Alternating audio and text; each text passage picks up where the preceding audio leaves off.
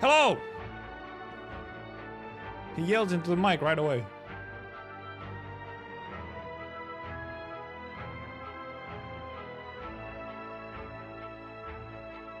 Why have I been pregnant man emoji'd on the going live notification on Discord? Oh god! Oh no! It's happened finally! YouTube bros, it's so fucking over for you.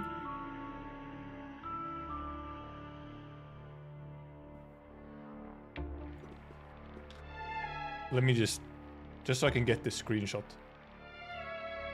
They've finally done it. The fucking YouTube chat name update is unfortunately has reached my OBS. All of your motherfuckers' names are now terrible and horrible to read. It is no longer the name you choose, like as your visible name, it's your account name. This update happened like a while ago, and I think if you were looking at streams on YouTube directly, it has already been there for a while. But for whatever reason, the YouTube like input that I have on OBS for YouTube chat, that did not update for a while. Last stream, it was still normal, the old one. Now, it's updated. And as you can see, terrible. First of all, it's so much harder to read, especially when YouTube already doesn't have like different color names for people on chat. And also, if some of you people have different names, if your name that you chose as your display name is different from the account name, I am now not going to recognize you for a while. Especially because they might look bigger here, but the profile icons, for example, first of all, not reliable, people change them. Second of all, they're really small. So like, it is, they're not good for identifying people. And now everyone's names has changed. It's so dumb. Like why, and then like, that's the thing, cause I'm looking at chat, as you can, even in just the screenshot with two people, it's so many of the names just now have like, its name and then a bunch of numbers at the end. Shango, you are no longer, I recognized, you I happen to recognize from the profile picture. It should be Shango. You are not Shango on my chat anymore. Who is Metar Martin? It's terrible. It's actually so fucking bad. It's so fucking stupid, man. I won't recognize fucking 90% of my audience. And yeah, oh yeah, apparently the kappa change on Twitch was like a moment, like it was just like it was like a fucking Black Ops ad or something. It's so dumb. And because they announced this change like some months back. Literally everyone on the platform and out of the platform, like, this is a terrible change. Don't do this. And here we are. It's so fucking dumb. It's so dumb. Hey there, Yushwan. It's so dumb. I thought I was safe from it because my OBS chat indeed had like widget had not updated, even after it seemingly had gone live. But no, now it's updated and it's horrible. So I'm gonna be getting people's names in YouTube chat wrong for the foreseeable future. It's also like I just have to. It's like, even aside, like, okay, you know, then you have to like update names or something, or like, you know, I have to start calling people like different names or whatever, because I'm not gonna remember everything. It's also just so much harder to read with all the ats and everything, because now everyone is most people are now at lowercase letters and then a bunch of numbers. So it's also just harder to read. It's demented fucking decisions, man. It's so dumb.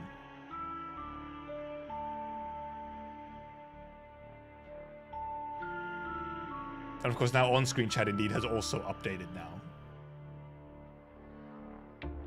On-screen chat doesn't even have, you know, profile pics on it, so like... Yeah, no, it's scuffed, man. It's so scuffed. It's so dumb. It's so dumb. Thank God my account name is the same as my display name. But like, for fuck's sake. Yeah, because I at some point like synced up my account name and display name so they're actually the same thing. It was before any of this change was like put out. It's just how it was ages ago already.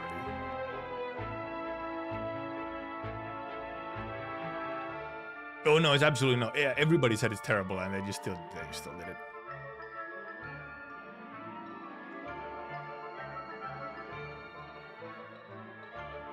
And especially for some like, yeah, no, it's because it just, nothing about it was a good idea. Absolutely nothing about it was a good idea. It's so dumb.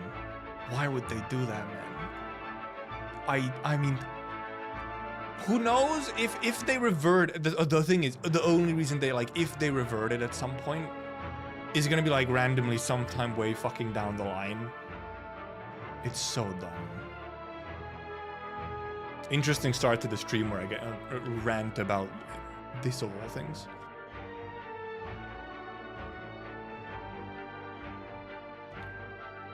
There could be an add-on thing. However, one problem with like an add-on thing or whatever is that might not work on the OBS chat widget, which is like the main issue.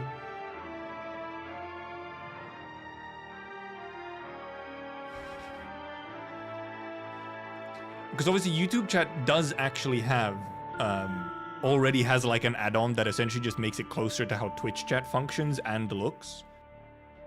But I'm not sure if it has like some kind of OBS, like integration. I should be honest, at this point, I might need to actually look into it. Because now indeed, it's just, YouTube chat was already harder to read and use than Twitch chat. On both sides, in my opinion, as a chatter and streamer. And now it's just like yet another step down. It's ridiculous. Why do they do these things, man? Why do they do these things? Hiya! Hey there, Hunter. Stream. How's it my shaking my head?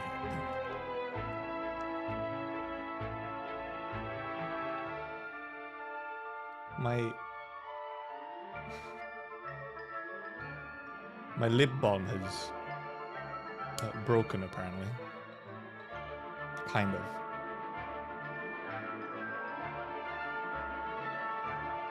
Yeah, well, so that's also, I mean, that's a YouTube. I usually see all YouTube messages, but then the ones that appear on screen slash. If you're in YouTube chat and you don't know, if you look at the top left of your little chat box on YouTube, it has top chat. If you click on it, it has top chat and live chat and so on. Choose live chat, which is actual live chat. Top chat is this weird algorithmic thing where it removes or hides some messages based on like swears or spam or whatever. I literally can't do anything to it. And it's also the default one that happens on screen. Also cannot do shit about that.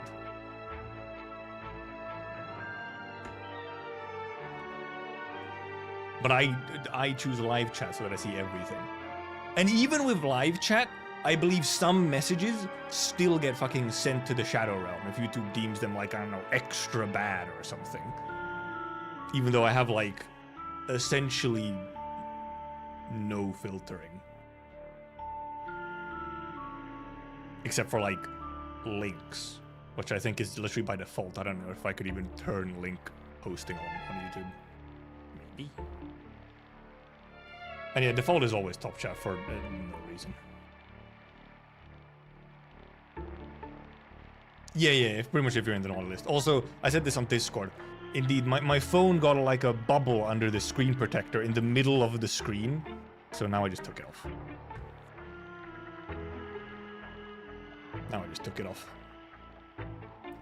If only I could also take off the protective case. But I can't take off the case because if I take off the case, I can't use this thing because it isn't like, it doesn't stick to the phone. The plastic that the phone has on the back, for some reason, does not stick to this thing. So I can't use this if I don't have the protector on, which is fucked up. On top of delay 5 seconds. YouTube delay is sometimes insane, by the way. Even though when it's on ultra low latency, it's sometimes really bad.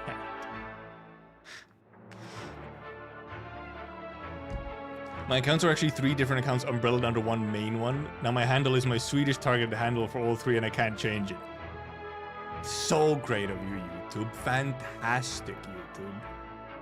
Incredible.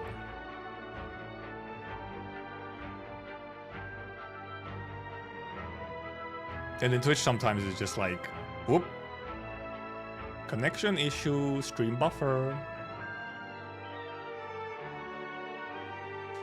At the very least, if your connection is even slightly poor on Twitch's side, then it just fucking kills itself.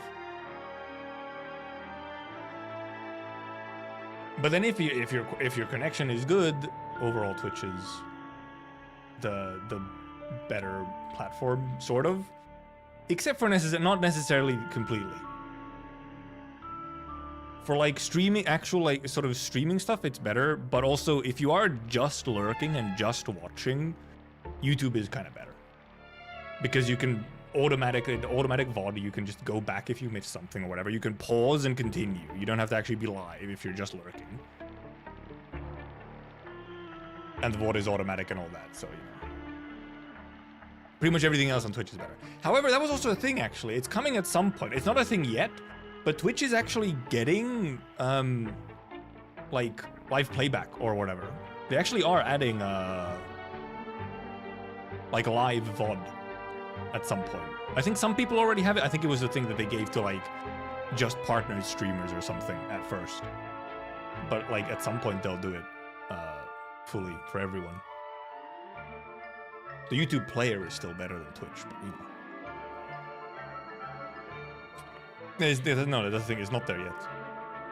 It's not there for everyone. I don't have it. I for sure don't have it yet. It was like a partial launch for some streamers. YouTube Live has live VOD, yes. Twitch doesn't. But Twitch is getting it at some point. Allegedly. Yeah, okay, yeah, true, yes. On Twitch, yeah, you can. On Twitch, you can indeed check the VOD while it's live, but you have to, like, go into the channel, click on videos and, like, VODs, and then clicking from there, and it does save, like, a partial VOD, but it's like, that's jank as hell. You can't just, you know, pause the stream, or just, you know, scroll back on the actual whatever. So it's... Oh, they removed that? Okay, never mind. I haven't done that anymore. If they removed that as an option as well, then yeah, okay.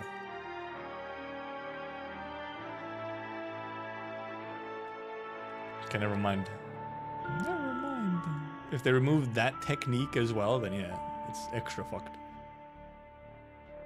But indeed, allegedly they're adding, like, live VOD to Twitch at some point.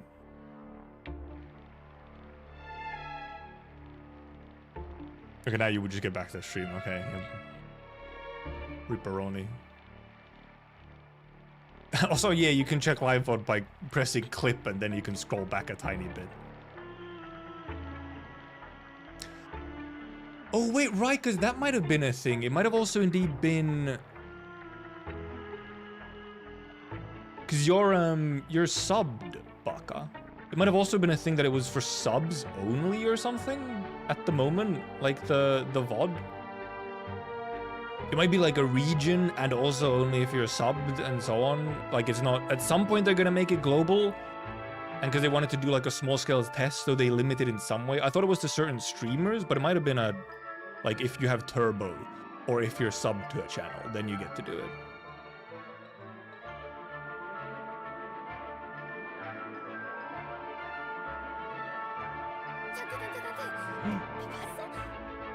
Thank you for the 7 months, Shango. And yeah, we will get to it. I was not expecting actually to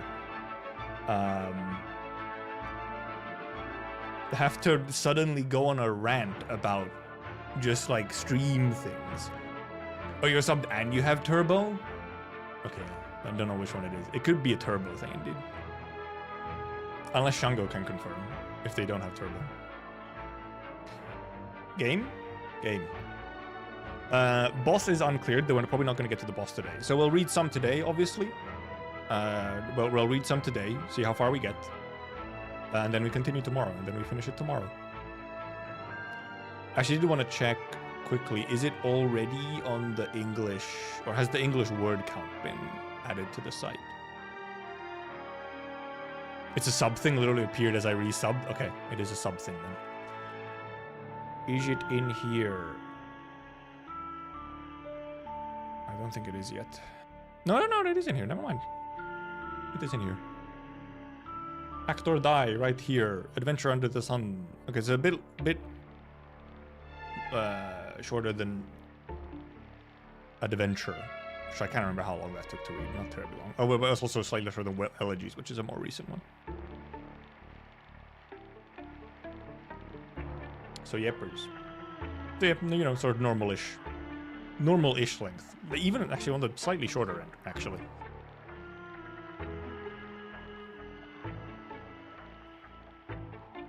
Felt like it got by very fast. It also could be, yeah. Well, yeah, if it's a like a good pacing, then even if it's a, you know, then word count doesn't always tell you anything. It's just an idea.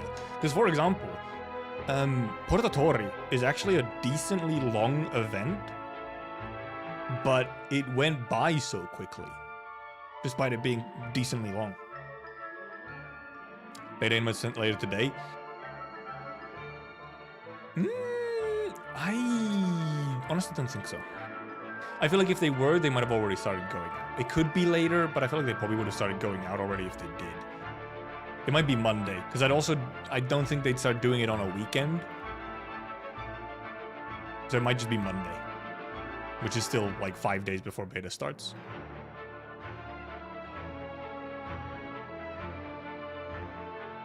How many times did you see a Vigil get into a car crash in that event again? A couple, yeah.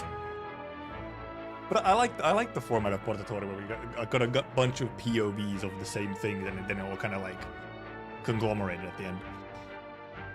However are we here? Really like the menu, by the way. I can see my mouse. Really like the menu and everything, but also sometimes I'm like, I can't parse like where the thing is that I want to click on. These are like, they blend in. The buttons blend in quite well, even though, you know, they're like text, but they somehow blend into my brain. See, that's the wrong place. I wanted to go over here. I do wonder, like, they could start putting invites out on Saturday as well, maybe, but I don't know. Like, at this point, I feel like I'd probably just guess on Monday for beta invites to start going out. It was about a week before last time, so, like, yeah, it would be now. But, you know, it's already, like, nighttime in China, and they haven't started going out, so. Some menus do blend. Also, sometimes it's not obvious when in like on these, like, okay, which stage is which one? Like, which is which stages? When they're both there. Yeah, I've cleared up everything else except this, as I usually do. Expected date of 31 January in Apple Store. I just don't believe it. That's a placeholder 100%. Like, it will not be that exact day. It could even be earlier in January or just like a couple days off, but I just don't think 31 January is the actual date. First of all, it's just the last day of the month. It's also a Saturday. And none of the other platforms have any dates on them. So Apple's App Store probably just requires like a date to be there, and then like, okay, expected date. And who knows who gave them the expected date? I guess you could like, you know, maybe the expected date would be from them, but considering it's just like last day of the month, no consideration to it being on a Saturday, I imagine they would try and launch on like a work day, at least Friday, so that they're there if something goes wrong with a launch.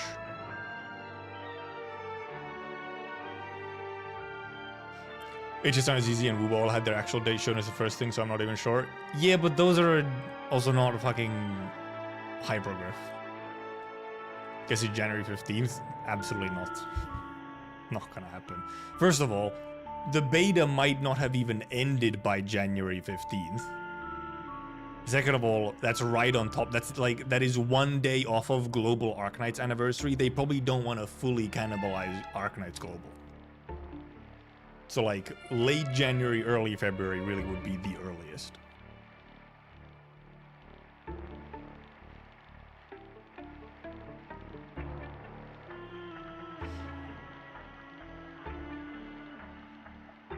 So we'll see.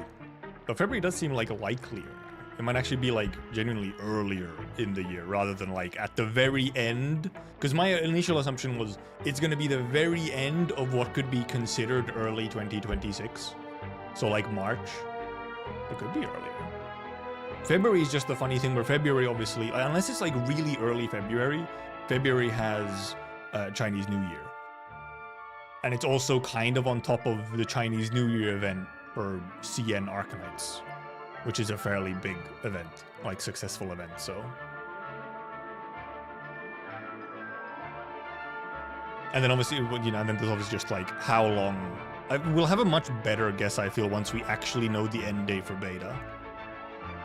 Because my guess is it's like a month from when beta ends or something. And beta ends sometime January.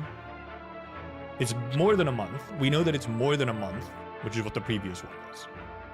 So, who knows? But that almost necessarily puts it, if it was a month after beta ends, it almost necessarily puts it in like February instead of January.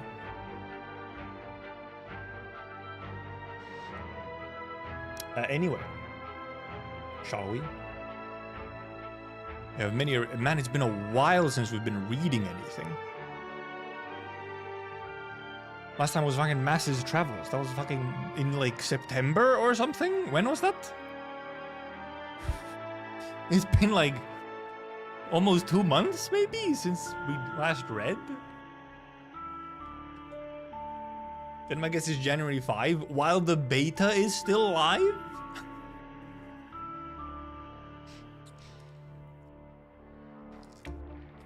I might be illiterate. It's been so long since we read anything that I might be illiterate now, man.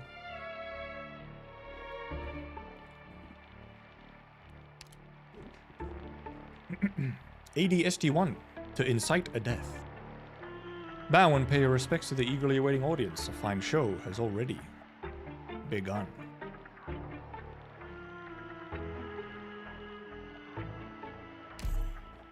Okay, do I have my advanced text button ready? I should. Oh! IS2 CG. No way. And IS2 music. Ah, spooky. He leaves the bed of withered flowers. They say it is a sign of bountiful harvest. And so some walked in the embrace of night. Some shared nectar before the bonfire. And some walked hand in hand, lost together where the story diverged. Oh. Dramatic pauses everywhere. Shut the lips that sound the horn, he said. Close the eyes about to witness eternity, he said.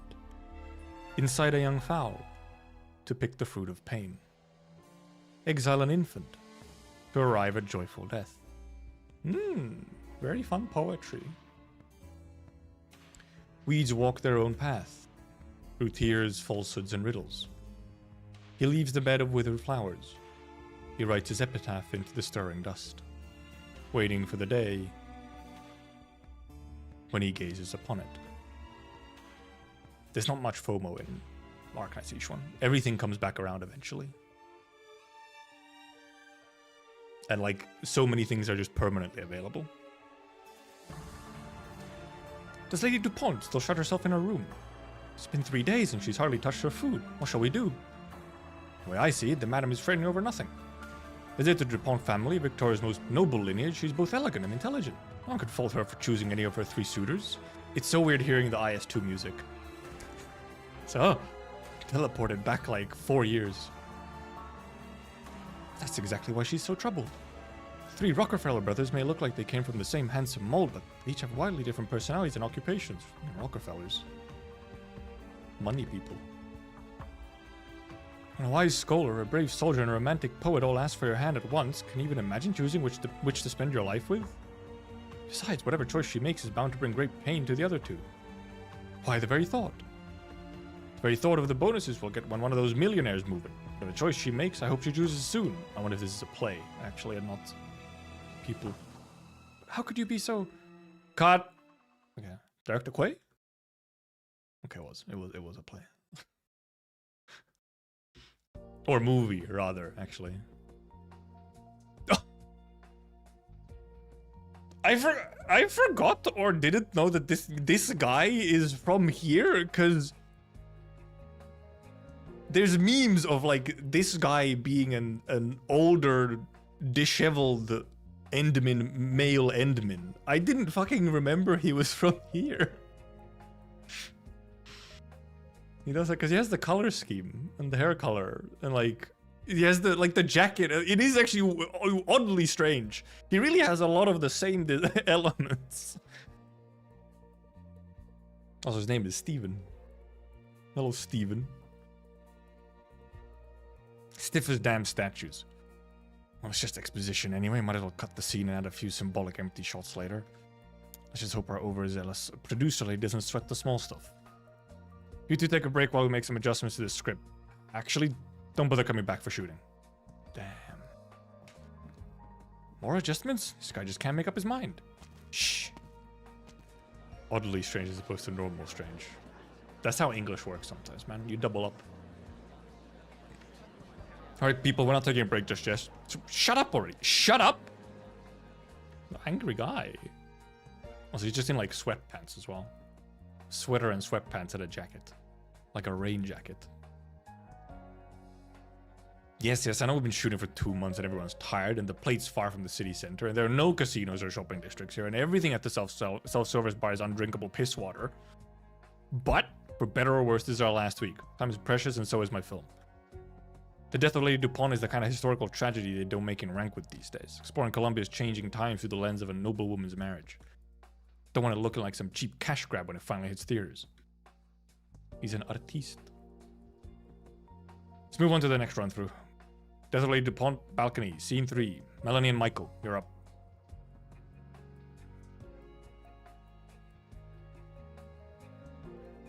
Oh. Actors. That's a big fur coat. What's the matter, Miss Rutherford? What do you think, boy? I'm sorry, I shouldn't have made a veteran like you wait a whole minute for me to get ready. You think I'm making a big deal out of nothing? Of course not. Alongside Marianne Blake, you used to be one of the greatest actresses in Rankwood. Seniority, status, etiquette. Hate them as much as you like deep down, but you will respect them on my set. Sorry I offended you, ma'am. Are we ready? I know it's not easy playing 3 different characters, but don't mix them up like you did last time. You're playing the second Rockefeller, the soldier. Poor guy. You're at Lady Dupont's manor and have just thrown away your older brother's flowers and torn up your younger brother's love letter. You're rushing into your beloved's bedroom to pour your heart out. Silence, please. Action. It is close to Rankwood. Believe me, my love, my 2 brothers could never match my feelings for you. I've heard more than enough honeyed words, Mr. Rockefeller. Were not the sign of DuPont, were our union to bring the Rockefellers no wealth or status in high society, would you still... You wound me. I am no schemer, and I mean every word I say. You know I'm not as smart or sensitive as my brothers. How can I hope to move you, if not through the sincerity of my feelings? How will you prove it? Recent return from the battlefield where I brushed shoulders with death. When that shell burst right next to me, when I felt my body and senses flying away, when I came close to death's door, all I could picture was your face, your smile. Oh, how generic. You have the next line, ma'am. Despicable. What? What kind of soldier would twist his face up like you did when speaking of the battlefield? You put so much honey in your words, you could stick a fly to the ground with it. I know you spent the last 2 months making moves on anything even vaguely female on this plate, but for God's sake, keep your private life off the set, boy. Damn, I'm called out. Not everyone will fall for a wiggle of your ears and a swoosh of your orange tail like that dumb blonde. Ma'am? We're filming a movie? Office lady? Oh, Marion. The dumb blonde. Dumb blonde? Marion, what are you doing here? Why wouldn't the costume designer be on set for the run-through? I need to see if the costumes are in order. Or what? Don't tell me you also believe that gossip the rest of the crew's been spreading? Right, of course. There's no problem. Moving on. Michael, your performance needs to fit the character better, or it won't come across as sincere. Second Rockefeller's sincerity is the whole point. Without it, how can we possibly convince the audience that this is what pushed Lady DuPont to finally make her decision? You two can take a break while I move on to the next one. Spoilers? They go with the second son? Abner? Filming guy. I'm here. We need an evocative transition into the next scene. Gotcha. I'll go with the plan we talked about yesterday. Also, can you stay away from that metal rack? I'm worried the screws will scratch the camera. Can't tell if you're the winner of Rankwood's Best Cinematography Award or the least professional cameraman in town. Why not both? What happened to you, man? No need to make a fuss of it. They knew each other, clear. Is he? What happened to you, man? I ask my friends that every day. The Lady DuPont and the second Rockefeller conversation fades out. The camera pans away from the balcony, moves down the steps across a row of portraits and antique vases to the front hall draped with red curtains. Front door opens. Alright, dude, I forgot like all the trailers and everything. I'm gonna assume there's probably a bunch in the event as well. All the trailers for this stuff just had loads of movie references. Surprise! Sound of wind and rain trespasses into the quiet manor. Camera follows and a black shadow enters the frame. Oh, cat. I don't have to voice a cat. What the hell's that black shadow? Is it a ghost? A prop? Hallucination? Somebody's Friedkin pet? Do none of you idiots realize what kind of havoc an animal like this could wreak on a film set? Don't worry, she's very polite. Look. Miss Christine, very polite. Grab it, Abner. Don't let him mess with the camera rails on the ground. Make the cameraman grab it with the camera in his hands? With what hands? Do you want me to smash the damn camera? When you're away, Marion. I don't have any free hands either. Are you prepared to take responsibility if the costumes get wrinkled? The producer would have a fit. Someone stop it. Thank God they have cat noises. The mysterious and elegant creature darts through the set, weaving between the wires and delicate equipment laid out over the ground, its two tails moving this way and that as cries are heard up and down the crowd.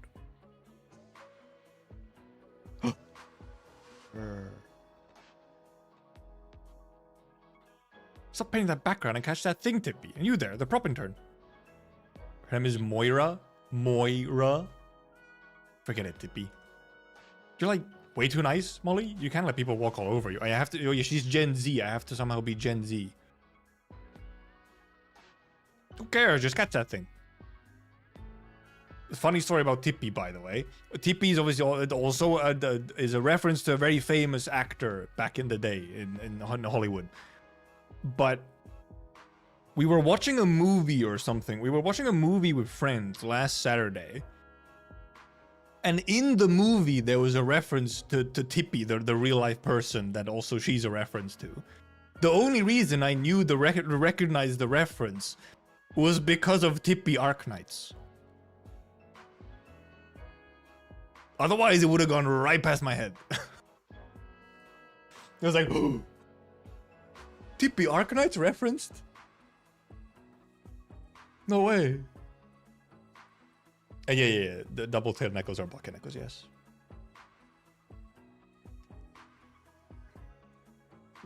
It stopped. Well, aren't you a cutie? You're even more mysterious than the monster in the horror flick I saw last night. Mind if I use a reference for the street scene?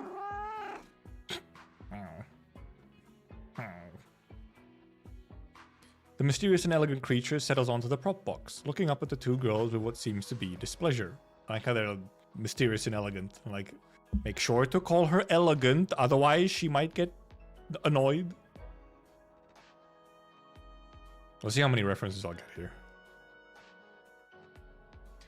Moira cannot help but bend down and reach out to it. As she looks into its clear blue eyes, she feels her mind go blank. The next moment, the creature has vanished from the set. Fucking Jedi mind tricked. Finally. How could you idiots let it get away from right under your noses? Now, Marion. I'm the one you're mad at. No need to take it out of the newcomers. You... Her from the trailer. Who also really looks like a reverse 1990 character, okay? If you're gonna argue, take it... What was it? Whoa, why'd I go so gravelly? That's not the correct voice. If you're going to argue, take it outside. Better yet, off the plate. After all, no one expects professionalism out there. Greta. Back to work, people. Thought you'd be more upset about the shoot being delayed. Not that harsh, Steven. Besides, her appearance on set means we're in for a wonderful surprise when it's time to shoot. The cat? She knows? Her? Wait, you mean that creature? Who else? She's the companion of a guest of mine, and her showing up means that he's finally made up his mind. He'll play the messenger who appears in the next scene. Isn't that right, Lucian? Ooh. As you wish. Miss Christine is free. None may interfere with her intentions or actions. I apologize on her behalf. Hold up, we're making a last-minute cash change just for some pretty boy no one's heard of? It's only a minor role, no need to feel threatened, my handsome leading man Michael. And it's out of nowhere. Could have given me a head, and it's not out of nowhere. Could have given me a heads up earlier. Fine. Had you made your decision, Lucian? Film is a very different beast from stage, so I understand why you need to take your time thinking it over. But that costume fits you so well. I was right to invite you. Guarantee you'll be the next big thing in Rankwood. I can only hope. Well, we've delayed enough. If the actors are ready, let's get on with the run-through. Take it you've got your lines down, Lucian? I could recite them backwards. Also, that outfit's obviously closer to her, like, is actually more like his original outfit. I've only been seeing Phantom's IS2 Live 2D outfit for so long, I kind of forgot what he looks like in his normal outfit. I was like, oh right, he has like that kind of hat and suit and so on. Right then, Death of Lady Dupont, front hall, scene 4, action.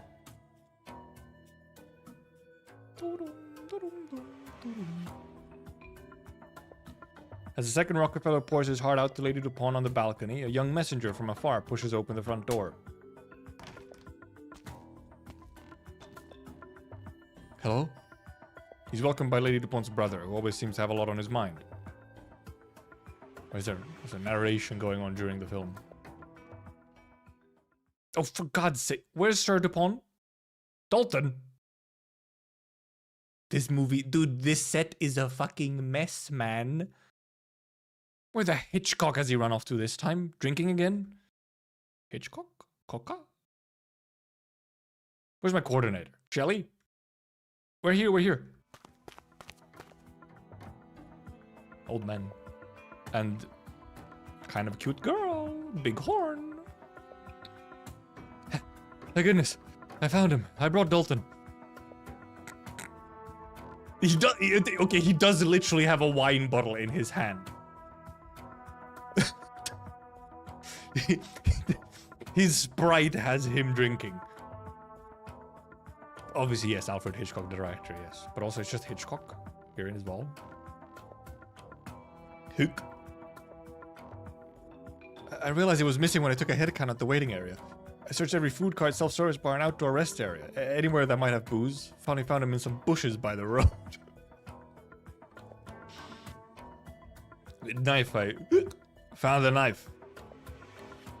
He said he was looking for the knife prop that the messenger is supposed to kill Sir Dupont with. Spoilers? So which one of you sent a drunk to go hunt down a prop? Where's the prop master, Moira? I don't know. Moira? Fine, whatever, as long as we've got the prop.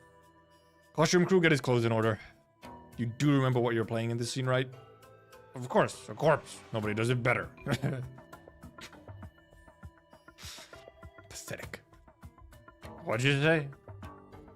Sorry, but I simply can't stand people like you. You used to be the darling of Rankwood when Pioneer films were in their heyday. Producers were queuing up to book you. Now you're just going to let yourself rot like mud in a pit? What do you know? I can care less what you've been through, but at least show a shred of self-respect in front of the younger generation. That's one of the rules of Rankwood too. You're playing opposite a man who's standing in front of a camera for the first time. Fine, fine.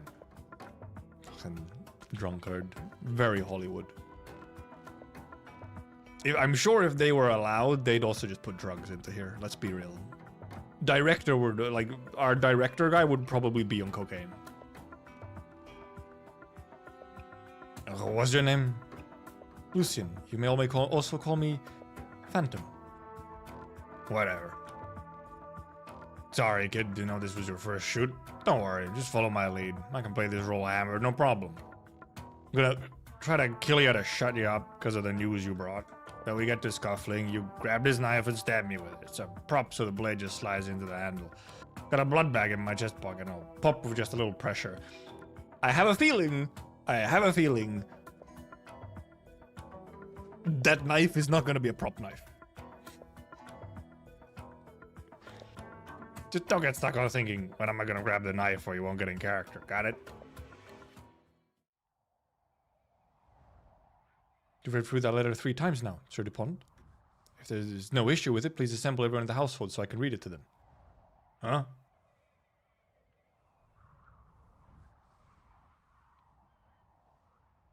Dalton's eyes meet the young man's, and he swallows the drunken hiccup that had reached the front of his throat. He sees not a rookie actor on a film set for the first time, but a messenger who had come all the way from Victoria, his gaze tired but strong. It might be first time on a movie, not first time acting. The studio falls silent. Director Quay has yet to call action, but Dalton can feel his counterpart's focus, and Abner's camera points towards them. He's looking at a natural.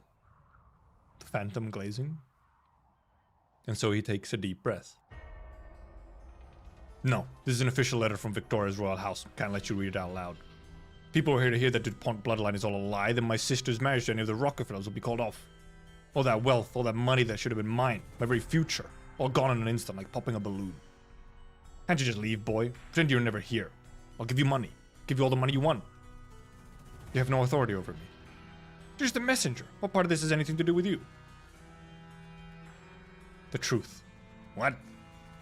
True, what happens to this household has nothing to do with me, but I've got something to do with the truth, sir. Even if I turned around and left right now, the truth of the DuPont family will still have kicked open your door, forevermore. I have no power to take away your misfortune. All I can do is to announce it's coming, whether you're willing to face it or not. For such is my wretched fate. Dalton looks into the young man's eyes and sees a deep pain and sorrow within. Suddenly, he feels like he has never been so sober. Is it slightly remixed music? He does not need to recall his lines. They come to him naturally. Pain? Sorrow? Laughable. Who do you think you are? Dalton pulls his knife and swings it at the young man. Sir Dupont and the young messenger fight over the deadly weapon. Takes only a moment for it to change hands, their actions as coordinated as if they had rehearsed it 1,000 times. Pain? Sorrow? Laughable! Who do you think you are? I'll not let you ruin what should be mine. As I said, sir, my only connection here is to the truth. From the noble halls of Victoria to the ruins of Gaul, to the Basilica of Laterano, to the coastline of Iberia. I've walked all 4 corners of Terra, delivering the silent message of death and bearing witness to countless meaningless tragedies. The story of the DuPonts is but one of them. While I have never sought it, the truth always reveals itself before my eyes. Such is my wretched fate. So this messenger side character is kind of a big deal, it feels. Shut up!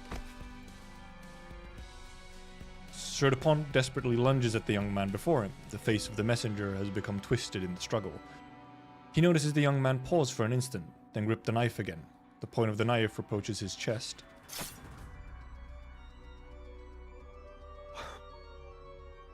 This man must have felt the weight of fate, he thinks. A lifeless body falls to the ground. Blood, rose petals, the wind, and rain. Oopsie.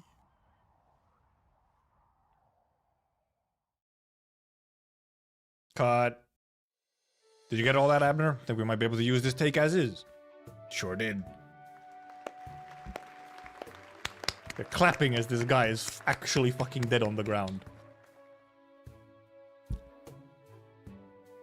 Really? This guy's first time on camera, Steven? Greta said he used to be part of a theater troupe. Oh, a stage actor. Honestly, I'm more shocked by Dalton. I haven't seen such a convincing performance from him in ages. Phantom just brings it out of you. Also, yeah, cut? Get up, Dalton. We're packing up. If you want a drink tonight, I'm buying. Dalton? Why isn't he getting up? Check on him, Shelley. It is as if the air has frozen. Dalton lies in front of the steps, not stirring even as Shelley dashes to his side. What a CG. Ooh. Also, that's 2 CGs in the first story note already. The blood bag in his suit pockets had already run dry, but blood continues to seep from his chest. Filled with a terrifying thought, Shelley reaches out toward the red liquid on the ground with a trembling hand. Hobby music. It is warm, sticky, and metallic. This is real blood.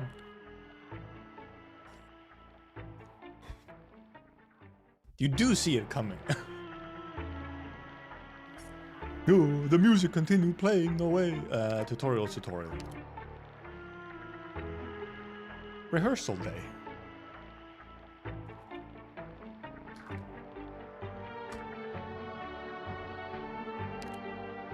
I didn't read the little text on the side or whatever.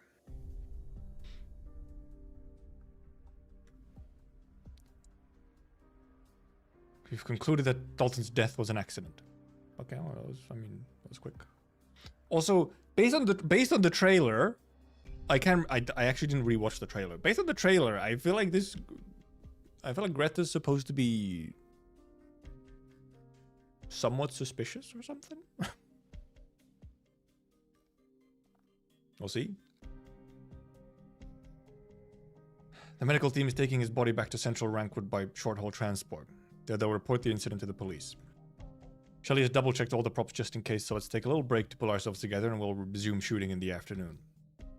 Dude, this is gonna sell the movie so well, because there's gonna be on the IMDb page, there's gonna be trivia of, dude, this guy fucking died for real.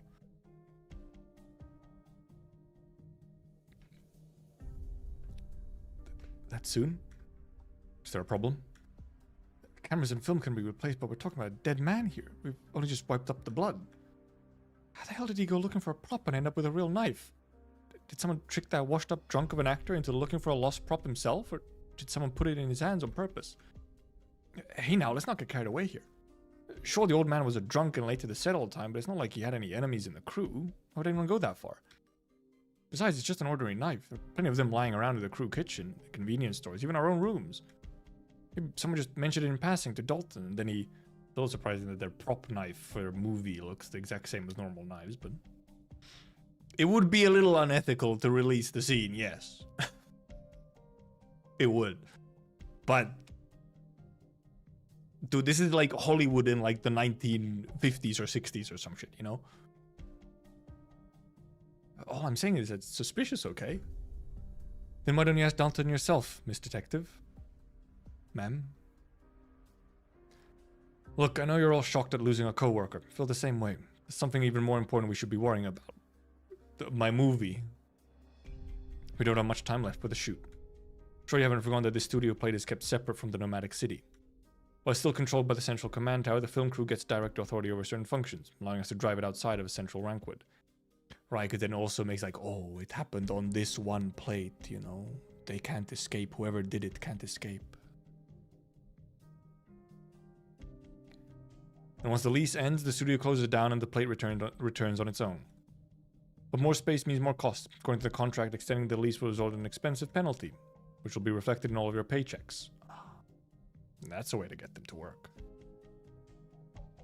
As a producer, it's my job to act in everyone's best interest and ensure the film crew can function. I agree.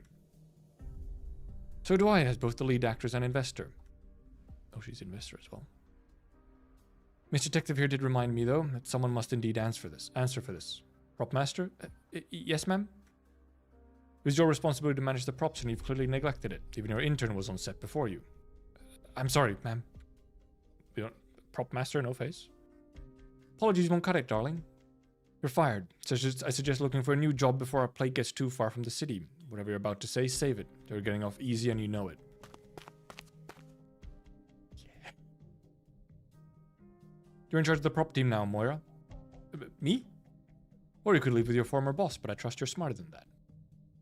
As for you, Steven, it's time to get your act together. We both agree that the death of Lady DuPont lacks a strong ending.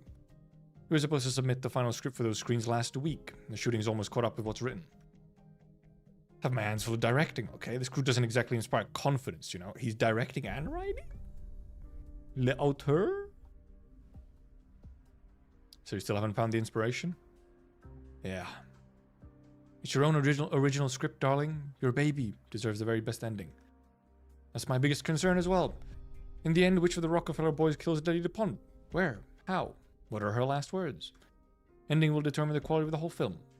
She needs a good, proper death to kickstart the revival of my career in Rankwood. Okay. It's the only reason I've poured my entire fortune into this project. God will come find me. What a thing to say. What? Oh, in literary criticism, we often say that the inspiration is like a god descending upon the author, using him as a vessel to write about death and rebirth, destruction and hope. Anyway, don't worry, I'll finish the story. Good, then you're dismissed, so get to work.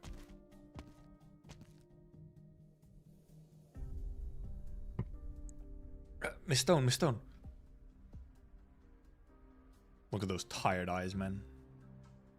I need to talk to you about something, it's important. I know what you want to say, Shelley, but now's not the time. I have to go check on Lucian. This is his first film and his first day on set, and something this serious happens. He might have killed him. Can't have him running away on us now, can I? As for whatever you're thinking, you're overthinking it.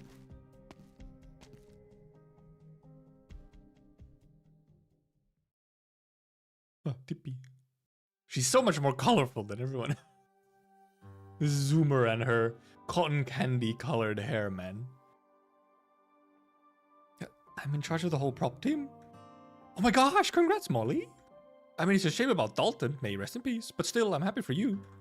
I've been working in Rankwood for way longer than you, but I'm still stuck doing backgrounds. Well, you just got the chance of a lifetime. Life really is like a box of chocolates, huh? Forrest Gump reference, Forrest Gump reference. I forgot to read the manga! We could read it after this. It's 2 chapters. We could literally read it between whatever. Or after. It's because you always put so much of yourself into your work. The art director isn't comfortable letting you handle more. I'm just a girl from the Pioneer Zone who's good with her hands and came here looking for a job. Can I really do this? If the producer says you can, you can. She's never wrong about people. Sister will be happy, won't she? You came to Rankwood because of her, right? You gotta tell her you've been promoted to prop master. I'll call her after we clock out. Miss Stone put her trust in me, so I have to do this right. That's my girl. Already sounded the part. But in just a few days, you won't even have time to watch horror flicks with me anymore. I'm no horror watcher. Tippy. They're a bit Gage.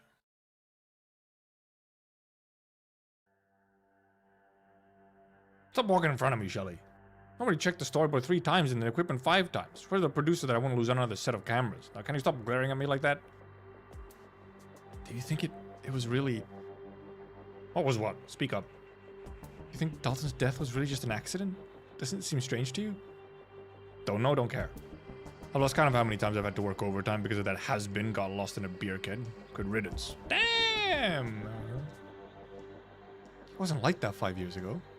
Oh shit, he was at the top of the world, starring in Greta and Steven's next big thing. How could I forget that when we were both there?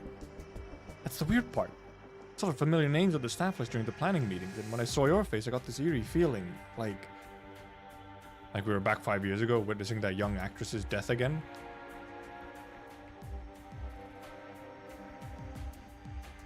Guys, it happened before?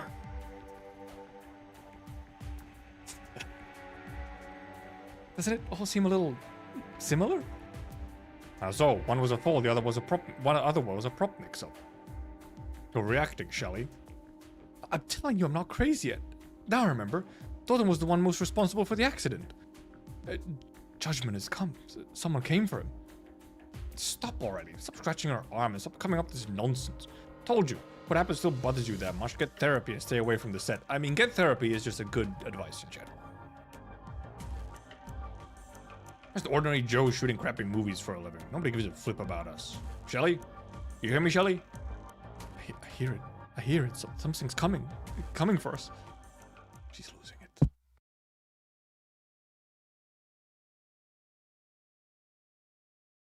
Was Phantom there the last time as well? Oh, child! Oh, white flower. Hello, white flower. Picture the position and angle of the stab in your mind. Near the bottom right of the abdomen is a gap between vital organs, rich in blood supply but not immediately lethal. You can feed off the blood of others, let it herald the climax that is to come. My goodness, white flower. Or you can move the point of the knife up and penetrate the thorax. Lungs are fragile and offer no resistance. Your target will drown in both his own blood and your animated monologue. Raise your dagger, boy. Think back to the segments we rehearsed. You've done well. There's only one step to go. Stab. Let the point of the knife know how it feels to stir the organs and sever blood vessels, and let it listen to the sound of the heart beating. Are you afraid? How ordinary. Him. He's not afraid, he just doesn't understand. Still not willing to practice stabbing, hasn't spoken a single word since he took up the dagger. Holding spear in tail. That was a very abrupt reveal. He's so saturated. Go prepare for tomorrow's performance. Also, okay, just straight up troop leader right there. They just not hiding it, just instantly troop leader. I will instruct him myself. Let me see. Understood. Oh, yeah, is he cheetah? Yeah. Tail. It's cheetah spots. Is that cheetah spots or is that leopard spots? So I somehow got something on my glasses. The heck, man?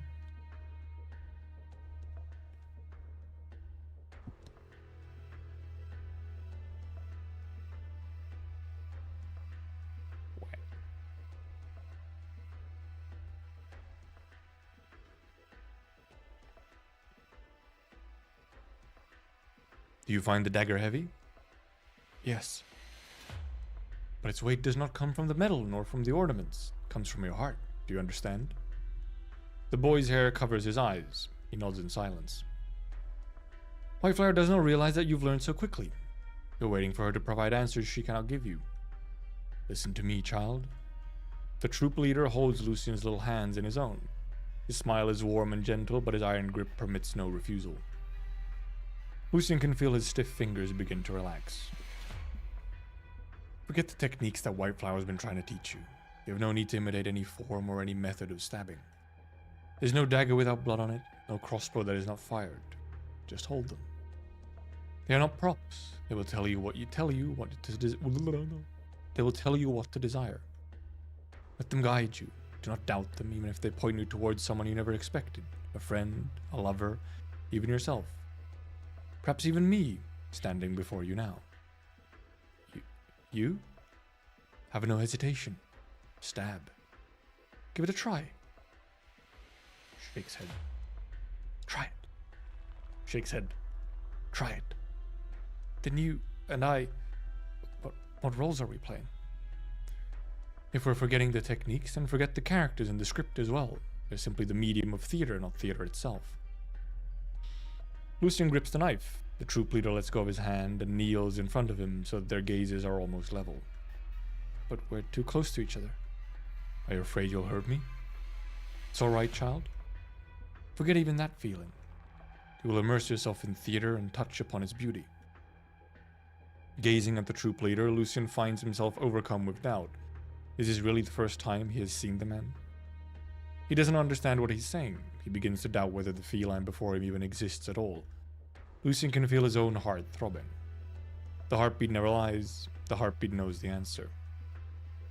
How should he ask it? The troop leader smiles, encouraging him wordlessly. The answer is obvious. Without hesitation, Lucien thrusts.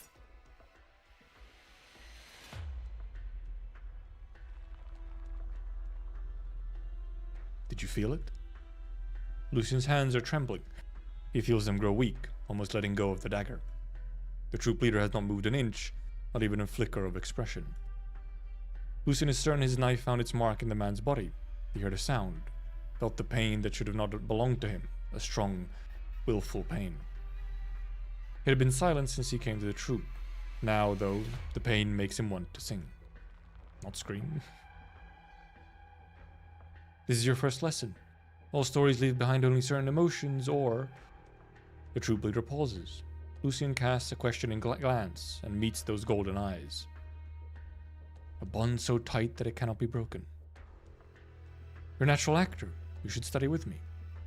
Think about it, then come and find me. I'll never be an obstacle to you, Lucien. Sussy man.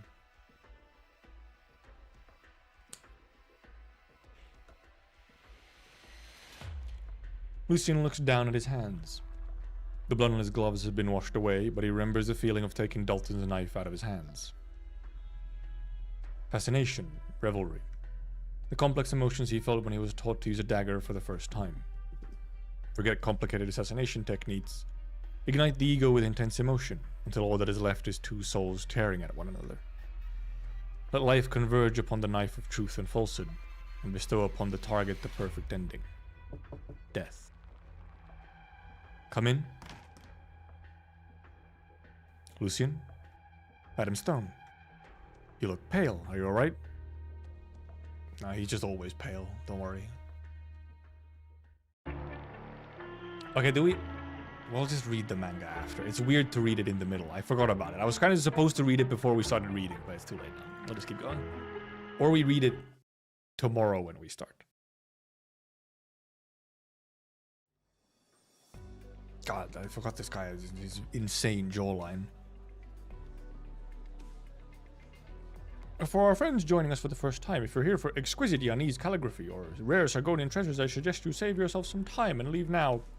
This here is script auction, unique to Rankwit, where unfinished ideas, drafts, and their associated copyrights are up for sale. Oh no, not copyright.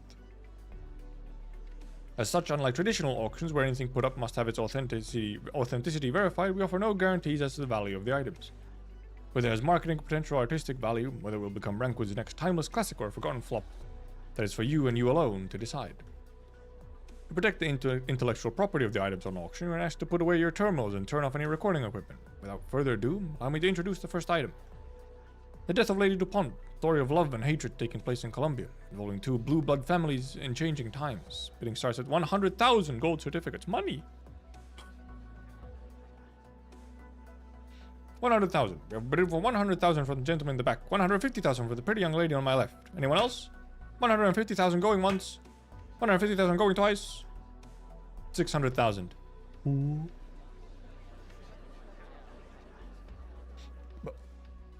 Miss Stone, are you here to ruin my auction? Placing such a high bid for the first time will only make the rest of it seem like an afterthought.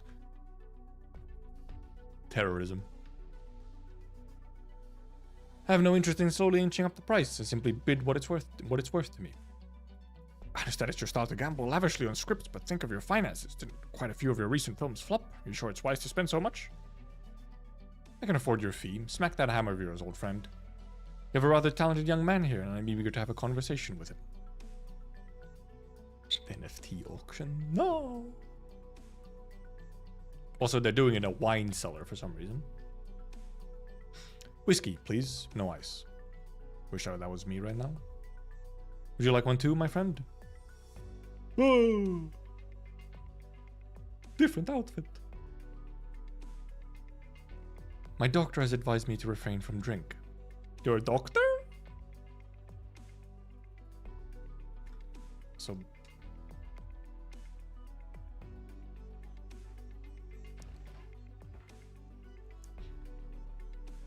That accent. Are you from Sargon? Interesting. That stern, sullen complexion of yours could not be more Victorian. I have tread the sands of Sargon in Sargonian. King's Victorian. But I was indeed born in Victoria. Switch between languages at ease and your accents are flawless. But from what I can see in your habits, those aren't the only two countries you're familiar with. I've been to Bolivar, Syracuse, Lethanian, Rimbilliton, and now Rankwood. Rankwood is a place, not a country, okay? The entertainment capital of Terra. I was in weather and lots of sunshine. Perfect place to shoot movies. What brings you here? Okay, but do they have the same kind of traffic as LA? Research, pleasure, or perhaps you're like everyone else who came to seek fame and glory. Most of whom met up at the extras market, fighting over bit rolls to make ends meet. I'm looking for someone. Tracked his shadows across many lands over the span of many years. Oh, who? Know all the film crews, whether they work downtown or on the nomadic plates. Maybe I could be of help. That won't be necessary. See, fair enough. What a shame, though. If there's nothing else... My name is Greta Stone. I'm a producer here at Rankwood. Rather well-known one in the industry, if I might add. Greta Stone somehow sounds familiar.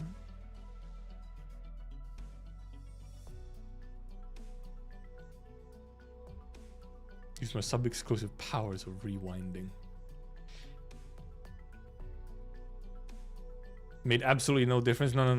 Look, no, it made a difference. It's tiny difference, but it made a difference. Don't you try. I know. You're trying to gaslight me. I took you for the son of some noble or a film school student who came to try her luck and was hoping to invite you to join my film crew. Everyone who comes to Rankwood's script auction tends to have a passion for artistry, and I must admit you have a rather unique aura about you. I was once an actor for a small theater troupe in Victoria. You know I was right, you were born for the silver screen. Suppose it's all moot if you have other business to attend to, because I'll be going home empty-handed. Can I see the script? Of course.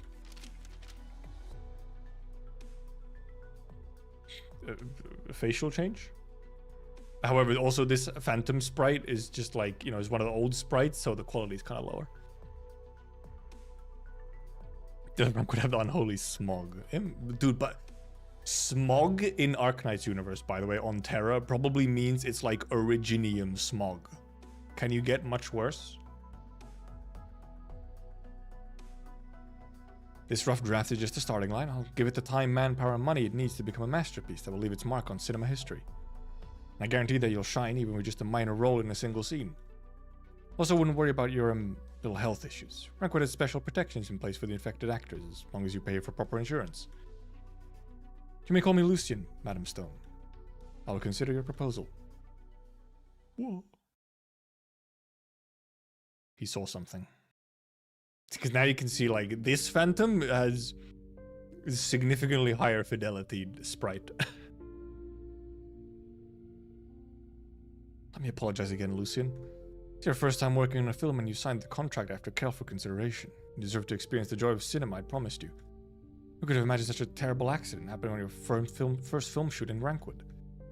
I understand if you need some time to process things. I'll have Shelley reschedule your next scene. But I'm afraid there's no way to cancel your contract and leave the cast now. The plate has already moved beyond the range of short-haul transports and won't return until the lease expires. I'm not leaving, and there's no need to reschedule. You sure? A trauma like that could easily affect your performance, let alone your daily life. I'm no stranger to surprises on the stage. Yeah, look, he has more than enough trauma, okay? He's used to it. Performing on a stage like you're used to definitely has more unpredictability than in front of a camera. Still, they're just plays. Plays, perhaps. Cat floating in air. The mysterious and elegant creature once again shows up by Lucian's feet, rubbing herself against the feline's calves, seemingly oblivious to Greta's presence. You sure you don't need rest, Lucian? I don't mind letting you enjoy Miss Christine's company a while longer. She's looking forward to the next part of the story, as am I. Much karma about this unexpected. I suppose it would be tactless of me to say anything more. Then I'll see you on the set tomorrow.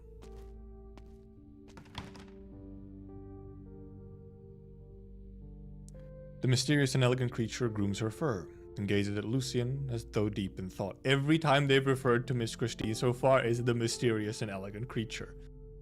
Did she make them type that out every time?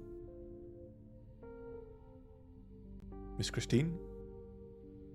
Her two tails sway freely in the air, drawing blurry shadows. My eye? Jesus Christ. I have like a dirt in my eye. She floats up and orbits Lucian's shoulders, perhaps observing, perhaps savoring. Okay, so she can't just float. She's a special cat. Finally, the beautiful creature sits upon Lucian's knees, placing one paw on his forehead. Lucian feels a comforting warmth. And now they had to describe her as beautiful. I think she might have bribed the writers for the event, okay?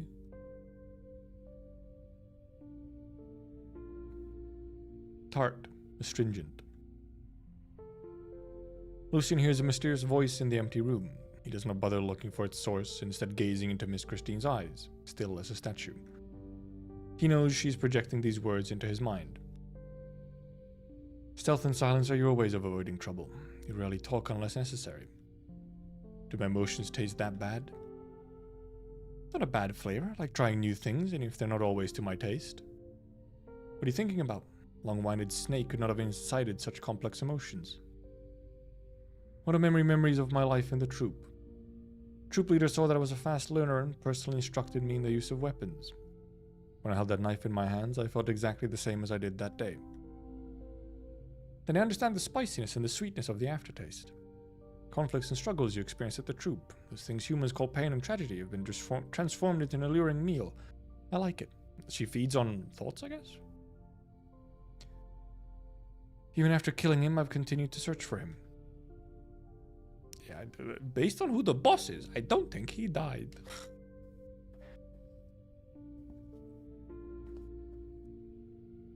The remaining troop cultists, some strange rumors in remote villages, and that ostentatious mark. Along the way, I've been trying to verify a hypothesis that has been floating in the back of my mind. That perhaps he has come back to life. The story that the snake is filming has quite a strange flavor, one that is most addictive. Look at Miss Christine pulling them.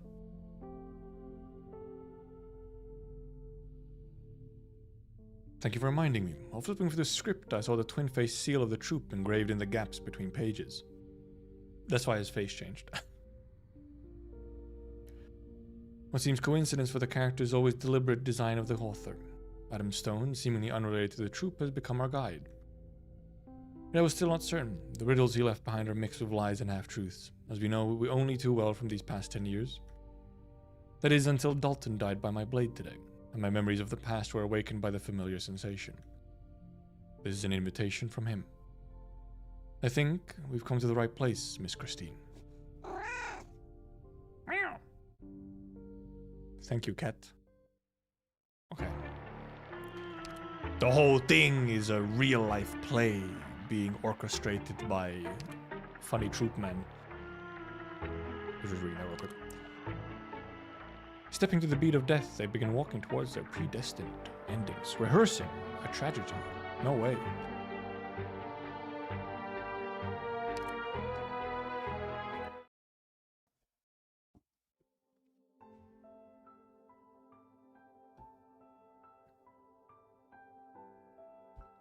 Forget your poor brother and elope with me, Lady DuPont. Come to your senses, Second Rockefeller. She just calls him Second Rockefeller. You heard the messenger. There's no Lady DuPont. That nobility, elegance, intelligence. Everything you loved about me is but dust in the wind. I'm not worthy to be your wife. Not yours nor your brother's. I'd still love you, even without the DuPont name. It was your brother, the dead man, who had been using you all this time. You're an innocent victim in all this deception. Don't blame yourself. But? The reception hall is filled with guests come to pay their respects. The name DuPont may be an illusion, but it would not be appropriate for me to leave this house right in front of them. Don't worry, my love.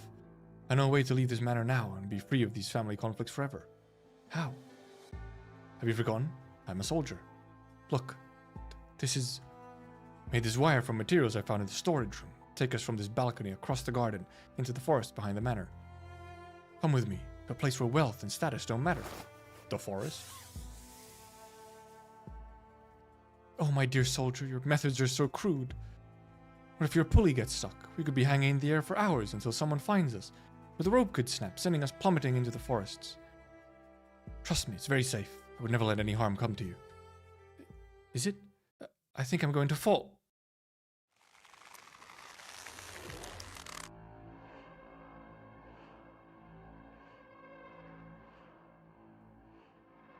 Okay. No! Hanging wires, pulleys falling. Falling. Falling.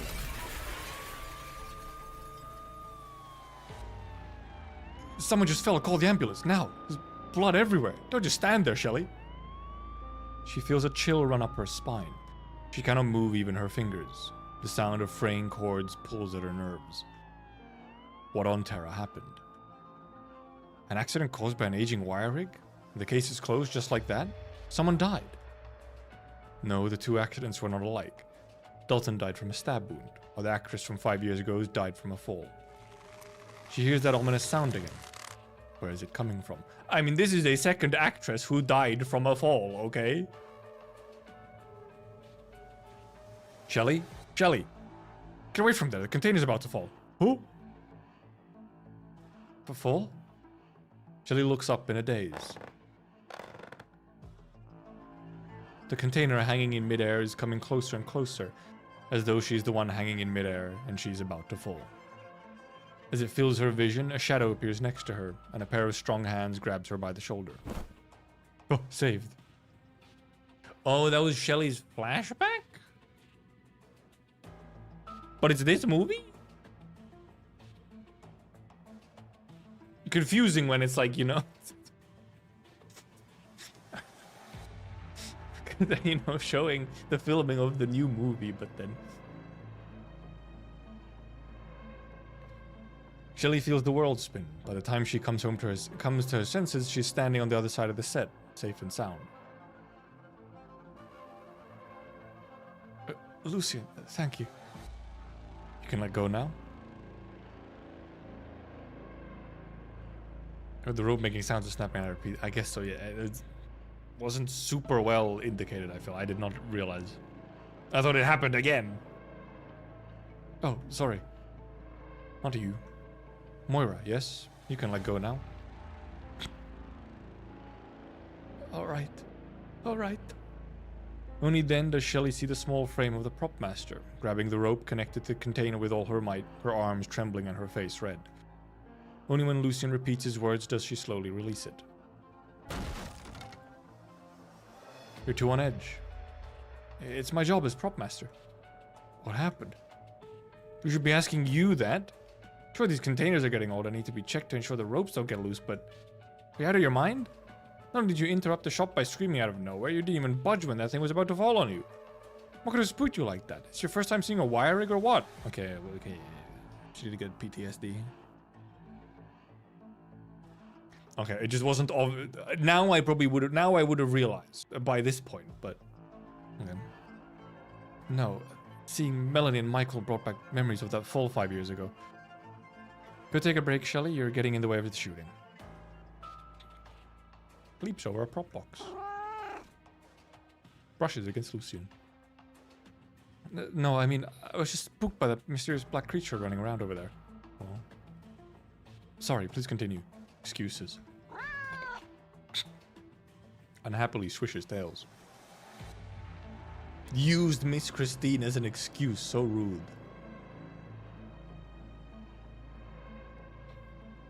You know, Shelly's not half bad looking, but she's always so jumpy. It makes me uneasy. Shame the scene was interrupted. I was just getting into my role. You should probably be getting into your role before the scene starts, sir. Getting into your role?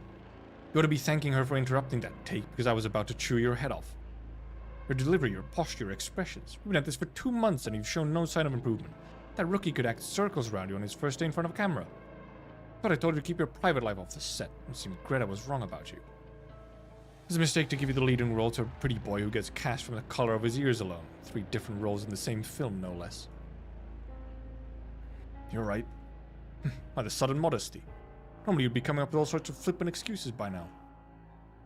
Just thinking about poor old Dalton. Don't have anywhere near experience, and Shelley's close call just now has left me a little shaken. Be professional.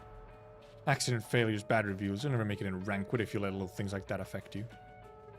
I could learn a lot from you in that regard. Heard you were standing right behind Marianne when she swept the Rankwood Awards with a film completed in just 28 days. 28 days reference? But it could also be like a reference to some other movie which was indeed completed in 28 days. And that after coming home empty-handed and being ridiculed by the press, you went back to the set the very same day to continue shooting.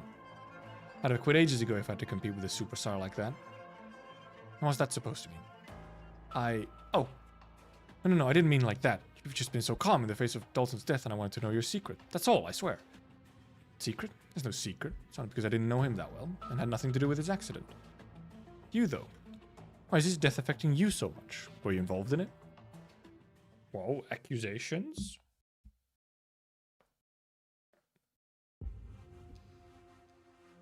Nice set. Could it all be a coincidence? Am I just imagining things? Should I see a psychiatrist? Probably yes. I mean, these are not mutually exclusive. You shouldn't use Miss Christine as an excuse. Who's there? She wasn't where you said she was, and wouldn't have run around in a way that would disturb you. Please apologize to her on my behalf. I will. What is it you're so afraid of? I'm not afraid of. After that accident on set 5 years ago? I know that look. Curiosity. I mean, I can tell you it's not exactly a secret. You could find out with just a little digging. Her name was Laura. Rookie actress in Rankwood who caught Greta's eye. Extremely passionate about her work, but knew nothing about the unspoken rules of the business. Dalton was already an alcoholic at the time, but he was still a big name. Decided to put her in place by adding extra scenes that kept her in a wire rig for 6-7 hours. Till the wires broke, and she fell to her death. With the blood spread out from under her, it's just like what happened to Dalton. Yeah, that's how blood works. Lucian looks at Shelley's arm. There are marks of self-harm all over it. Signs of the impact the incident has had on her. Oh, goodness. Out of nowhere.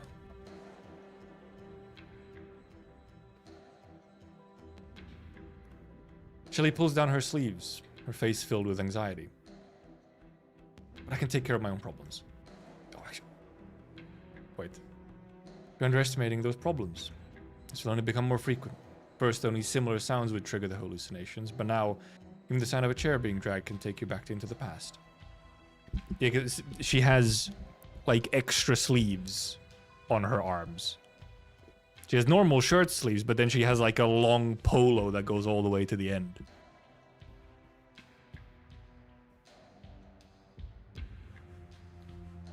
Gee, thanks for the concern, Dr. Lucian. Look, he knows something about PTSD as well, okay?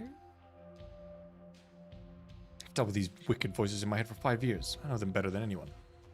All I can do is outrace them, as much as I can before fear and irrationality take over.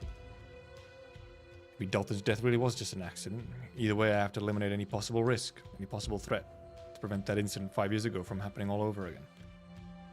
Even if the threat is coming from the film crew itself. There's something else you're concerned about. Greta's hiding something. We share an office. Saw a strange document on her desk before the plate left Central Rankwood. Stopped me when I was about to open it. The riddles just keep piling up. Everyone I know who was there back then and went through the same thing would rather not bring it up. No way we can talk about this with each other openly. Now I'm being constantly interrupted by these voices and hallucinations. Pain can mitigate them. What did you say? I said pain. Won't rid you of your anxiety or panic attacks, but it'll give you time to breathe, to do what you really want to do, solve the unsolved mysteries. Phantom? Lucian?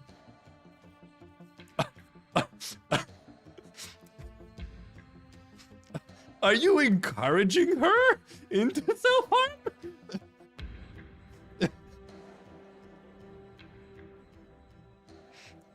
Mm-hmm.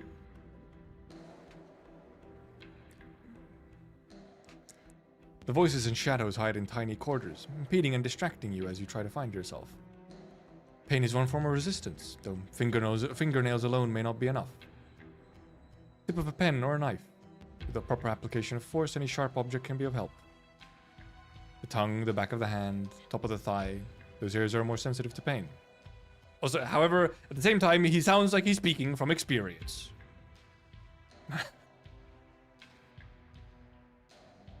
You're a weird guy, you know that? You sound like you know what you're talking about with hallucinations. Have you ever had to calm yourself like that? Who are you?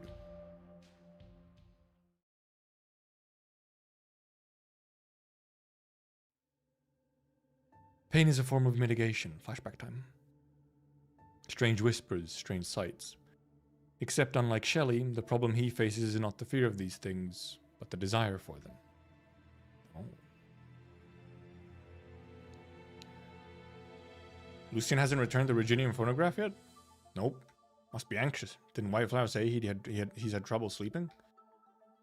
Too much superficiality in his ecstasy and anguish. Doesn't understand more complex, more extreme emotions. Limits his performances. But he's young. Why the rush? It's been 6 or 7 years since Lucian joined. With his beautiful voice, he was considered a rising star at first, and the leader instructed him personally. He's hit a wall now that he's finally in a lead role. Listening to those records won't solve anything. Oh. Slightly the older Phantom. In a strangely slutty outfit. So much chest open. I guess this is just oh, it's just like only the under part of his IS-2 skin. None of the jacket and hat and so on.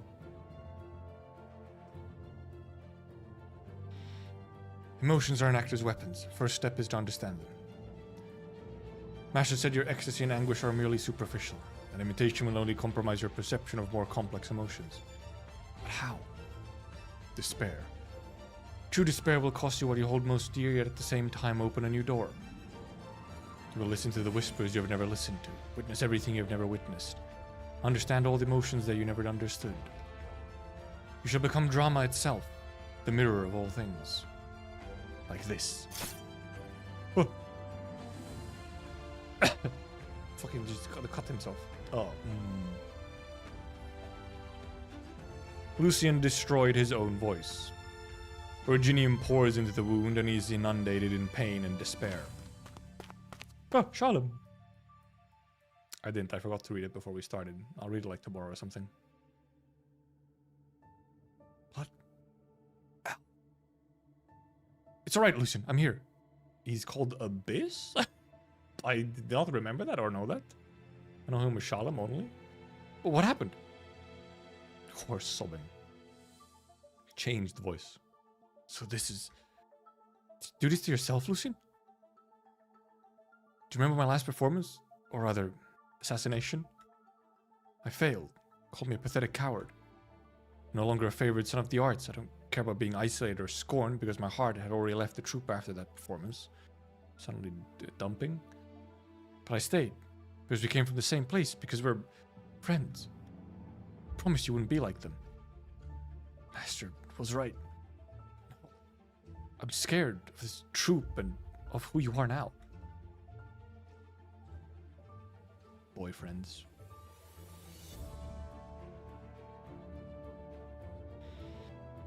In any case, it'll be even more effective than you expect. I just hope I never need to use that trick of yours. Quite the trick. Wait, that was before. After.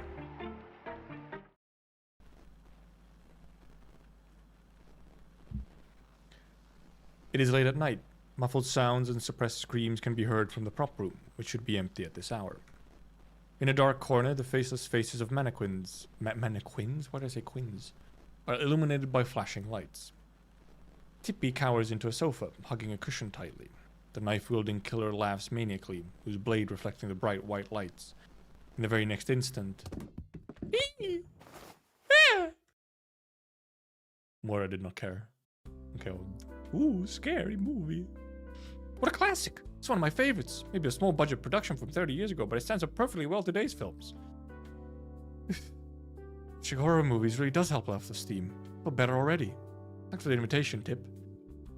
Like, doesn't it feel like better to just scream it all out? I know you didn't mean to interrupt the shoot. You were just on edge. Yeah, I wouldn't say it solved my issues, but at least I can forget about them for tonight. What are we watching next? I've got everything. Horror night has just begun. Hey, why so serious, Molly? Didn't like the movie? Why so serious?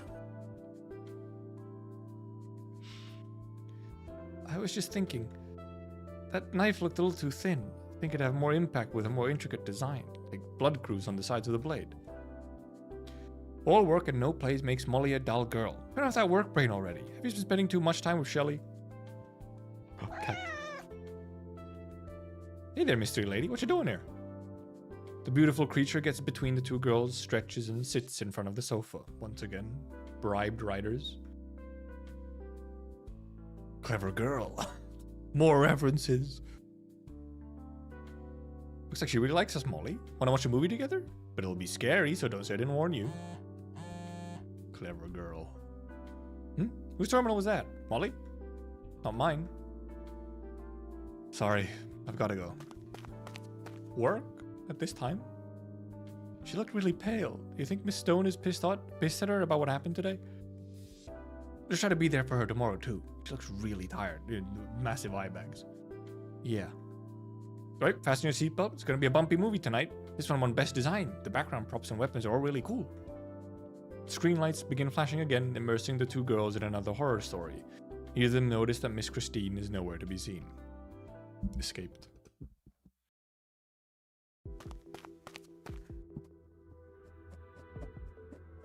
Give me a second. There we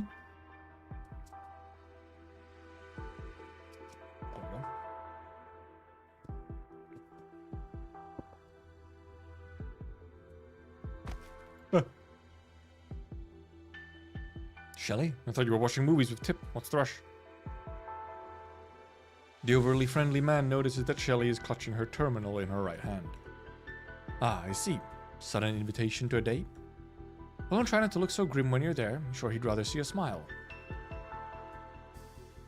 This guy. It's none of your business. Your lips are trembling. They're cold. Maybe afraid? You poor thing. You're still shaking about Dalton's accident, aren't you? Just like me. Don't worry, with you as coordinator, I'm sure everything will go just fine. Come on, let me give you a hug. You could use the warmth. Bad touch? What do you mean, just like me? I couldn't hear an ounce of fear in that trashy pickup line. Have you completely forgotten what happened 5 years ago? He was there as well? Well, I haven't, because I'm not heartless like you. Don't forget, you're not free from blame for that accident either. Okay, he was there. Mic covered Dusty with nose kind of, yeah. I sneeze onto the mic every time. Yeah, there's some weird dirt on it.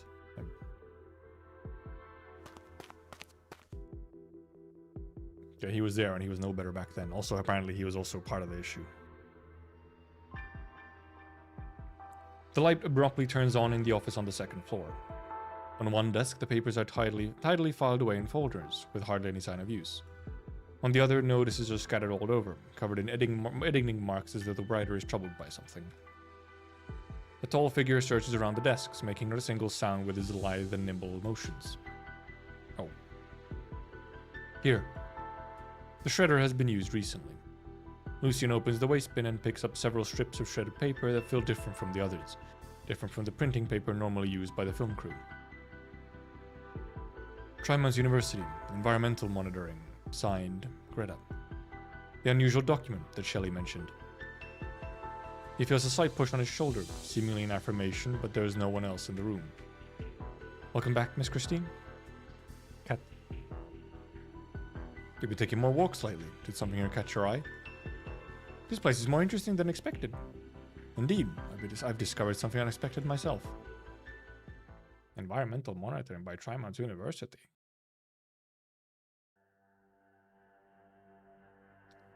Don't overthink this, Shelly. You're only here to see who's playing this sick joke.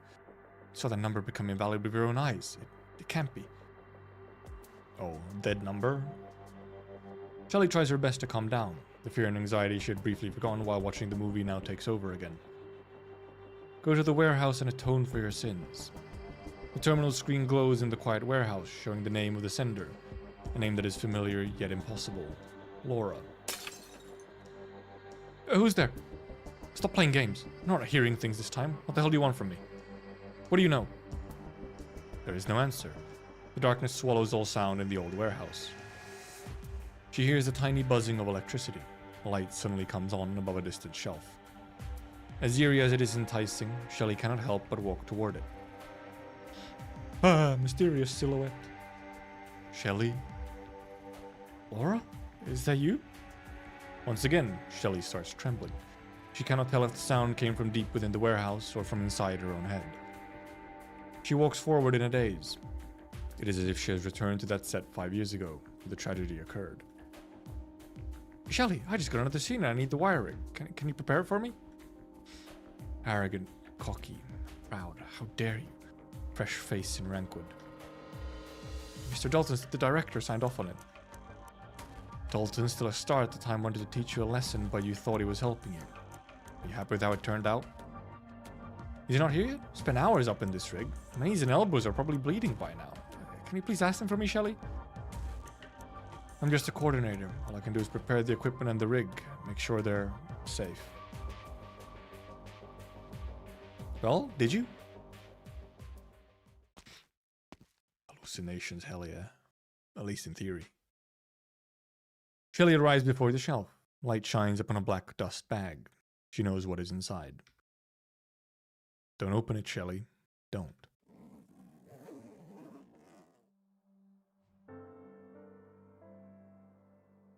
Inside is an old wire rig set. The hook and tether are badly worn, and the harness is frayed. There are dark spots on the black cloth. Laura's blood. No, you can't possibly know. You're just a hallucination. You can't be alive. Right. Pain. I brought a pen. How pathetic. What, are you still there? Why didn't it work? Was the incident 5 years ago an accident? Or a murder? An accident. It was an accident. It was a tragic accident that only happened because Dalton had a grudge against you. Then why didn't you check my rig?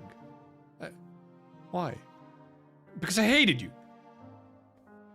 Whoa. I hated your selfishness and arrogance. I hated that you made a mess out of the shooting schedule. Affected everyone with your unreasonable demands. Okay, maybe she wasn't as nice of a person as we maybe thought. I was happy when Dalton decided to teach you a lesson. Checking the wire rigs as usual and noticed it was due for replacement. A little thought crossed my mind.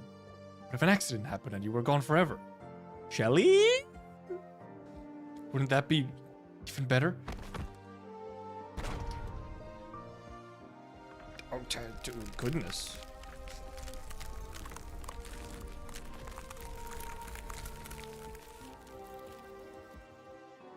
Still in a trance, a hand pushes Shelley over. She hears the sound of coolant flowing through the pipes and frost cracking beneath her. She realizes that she had stumbled into the cold storage at the end of the warehouse. But what can she do? Bang on the door? Shout? She has no strength left to struggle. The fear is gone. She feels completely relaxed. Death has answered all her questions.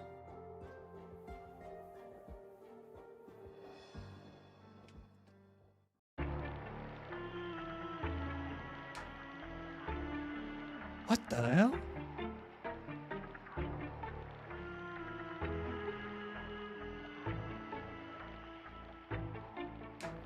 I'm not gonna lie. I wasn't expecting this to actually turn into like a multiple death situation where like everyone involved with the death of the previous girl is now slowly dying.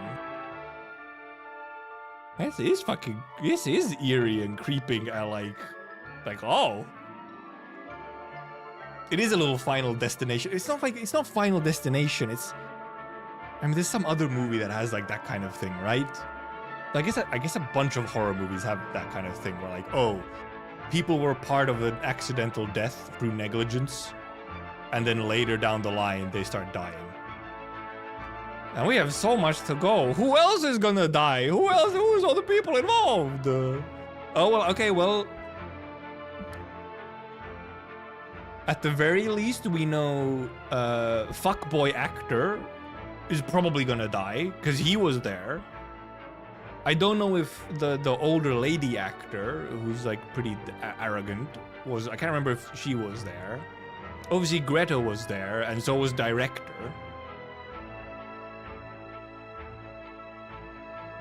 But there clearly is like a okay, never mind. We have multitudes of individuals who could be kicking the bucket during this, huh? I just need to go blow my nose. Interesting. That took me by surprise. I'll give it to you. That took me by surprise. I thought this was going to be one death only. Never mind.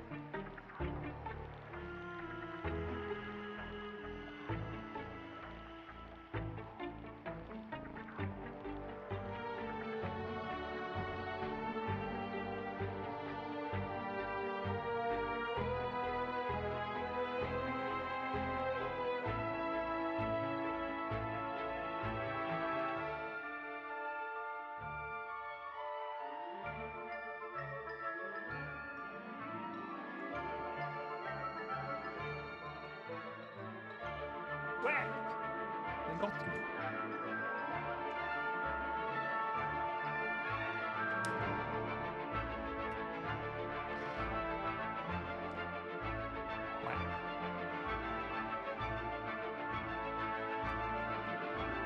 Oh, also, looking at the flavor text on this one, stepping to the beat of death, they begin walking towards their predestined endings.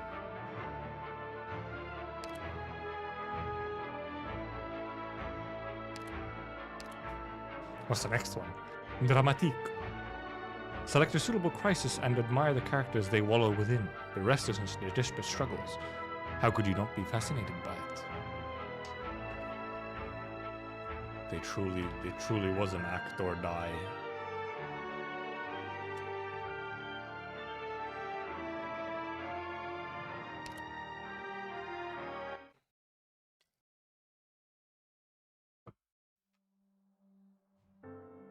Hello, Tippy.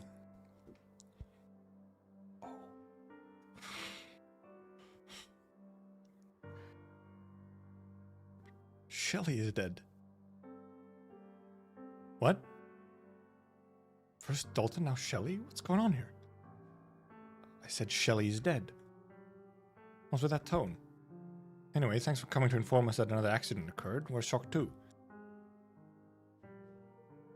Last person she met before she died was Michael. Don't make baseless accusations, Tip. She was watching movies with you and Moira. I heard all about it. Exactly. She was with us, but left partway through after she got a message. Molly and I didn't ask, and we didn't go with her. But maybe we should have. That's why we need to find out exactly what happened, so I asked around, and someone saw her with you at the studio near the warehouse. I just bumped into her. She looked distracted, and I thought she must have been feeling guilty about interrupting the shoot, so I offered to comfort her. I wasn't supposed to know she would take her own life.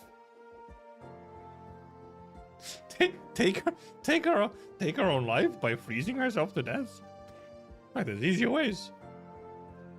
Comfort her in an empty studio, just the two of you? Come on, babe, you know you're the only girl for me. Shut up already. So did you really kill Shelly?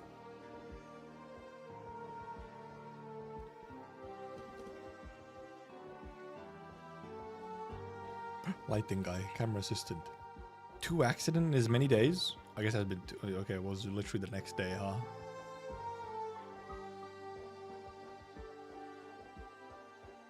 I saw a JP streamer who did stages and skip story, but let this before story linger a second and saw Shelly died as the first words. He burst out laughing because it's a huge spoiler. It really was. Thank God when I was skipping through this to do stages, I did just like, I did not read even the first line because I could have gone hit by that as well, man.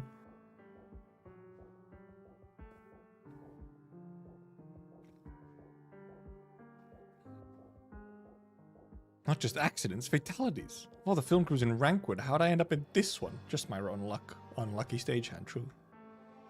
Oh, come on. You blame your luck whenever a can of paint gets spilled. Whenever a shadow dashes across the studio door, even when the intercity net has had a bad signal. Well, I say this is our big break. Do you realize how much tabloids will pay for a first-hand account from a witness? Or are you a first-hand account from a witness? If you excuse me, I need to go make sure I remember every last detail of Shelley's corpse. Fucking psycho behavior. Could you not? We still have work to do on set. You go first, Holden. I have notes to take. Fucking YouTuber ass. Who is this guy? Fucking Logan Paul or some shit? Dude, quickly film the dead body. We make so much money. Abner said Shelley's been out of sorts for a while now. Did the shock of Dalton's death drive her to suicide? Sounds plausible, but it's not much of a story. There's more to it than meets the eye, and then I wouldn't have to worry about rent for half a year. Why should I be holding up mics just to make ends meet?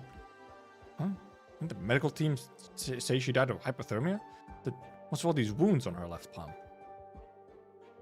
Also, there's a wild assumption, by the way, that they were like, oh, she committed suicide by freezing herself.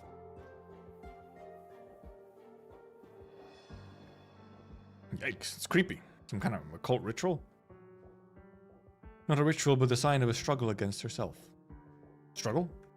Isn't everyone saying she walked into the cold storage from stress? Could there really be a dark secret to this? Oh, Lucian, where'd you come from? Didn't hear you at all.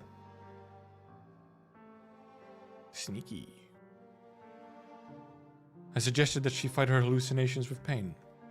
She'd been hearing echoes of the past, but wanted to finish her work and bring this movie to a satisfactory conclusion. She wouldn't have taken her own life out of despair. Self-inflicted wounds on her hand are proof of that. This time, however, pain wasn't enough for her to escape. Stubborn, neurotic, and paranoid Shelley actually listened to you? Well, that's hard to believe. Sounds like you knew her well, Lucian. Not especially.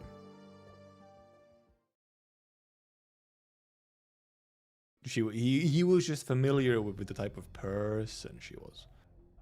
You kidding me? I killed Shelley just because she rejected me? Babe, do you even hear what you're saying? Babe. Tib, you said she left because she got a message, right? I noticed her holding her terminal too, so whoever sent that message must have killed her, right? And you're saying it wasn't you? I'd also like an explanation, Michael. Terminal was damaged by the cold, making it impossible to retrieve the logs, but everyone on the film crew was given the same company-issued module. Shouldn't be anyone but crew members on the contact list. Not a terribly good device if being in the fridge breaks it. And was that supposed to prove, Detective? Could just as well be Greta or Melanie. They sure weren't happy with how she interrupted the shooting that day. Maybe one of them decided to give her a piece of her mind. Shelley and Greta are glued at the hip when working, giving them plenty of opportunities to deal with anything unexpected. And Melanie's a stickler for the rules and etiquette of the industry. She always respects the crew's schedule and would never disturb a co-worker when they're off the clock. The only clue we have is that she was with you right before she died. Look, I don't know who sent her that message either, okay? I just ran into her at the studio. At that hour, wouldn't you normally be drinking with the girls from the art team or in Marion's room? Are you usually busiest at night? Busiest?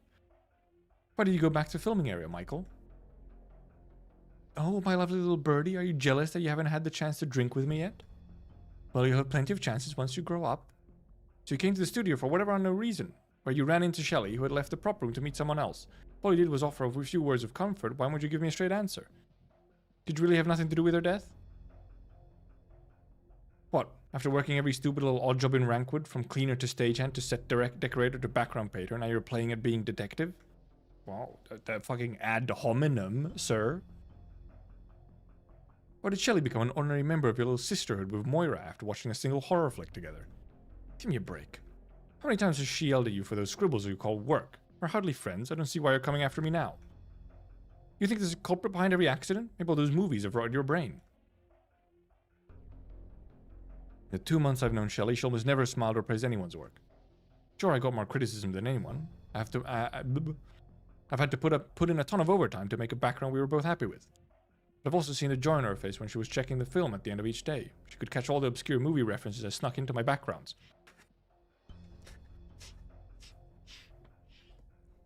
That's what she was doing? She was sneaking movie references into the backgrounds?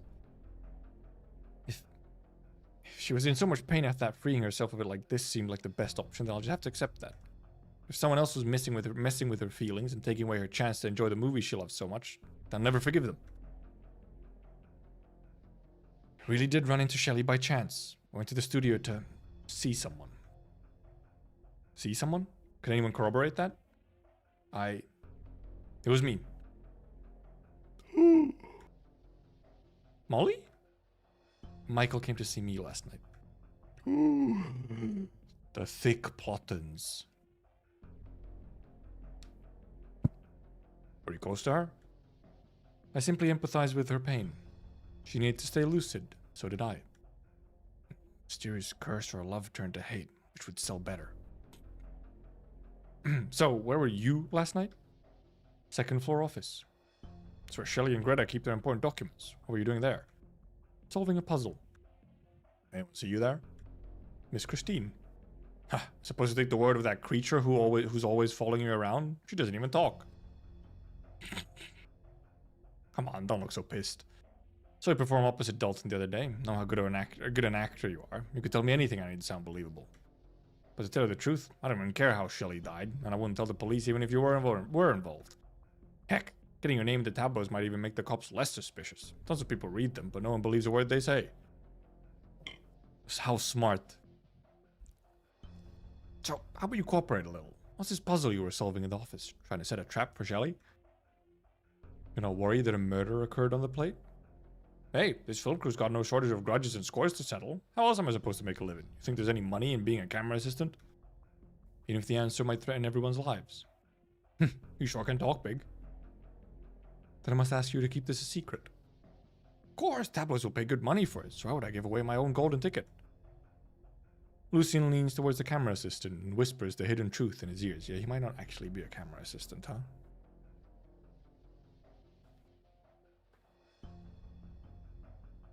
The look in the assistant's eyes turns from excitement to terror. What? The Forte's scream echoes through the warehouse. His notebook and pen fall to the ground. The other staff, still cleaning up the scene, look at the two of them disapprovingly, but only for a moment, until the terrifying message reaches their ears. A catastrophe is about to hit the plate. Yeah, that would be a little worrying. Oh, a pretty short one.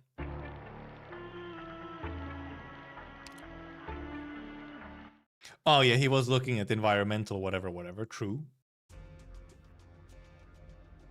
Signed by Greta.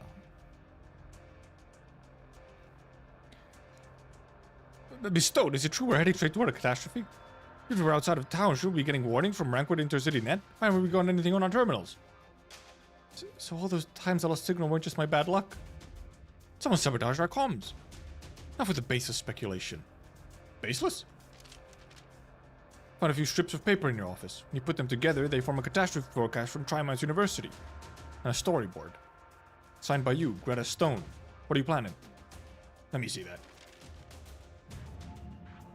No one told me about any of these new scenes. Aren't I supposed to be the director of photography?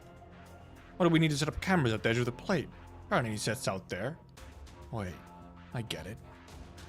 What the for, Greta? You planned all this? Why did you hide it from us?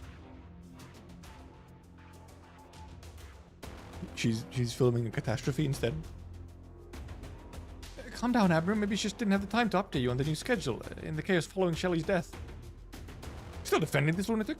Wants to get the plate close to a catastrophe to film it, putting all of our lives at risk. The furious cameraman smashes his equipment to the ground. Don't break the camera! I've had enough of this shit. I'm leaving this place now. As impulsive as ever, Abner. Real persuasive coming from a goddamn lunatic. How much of your own money did you put into this to make up for the box office losses of that movie 5 years ago?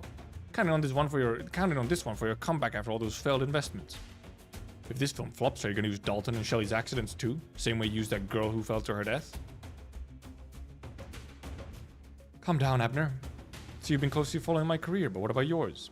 How many films have you worked on in the last 3 years? It's the first, isn't it? Sloppy, short-tempered, unprofessional. Camera equipment is expensive.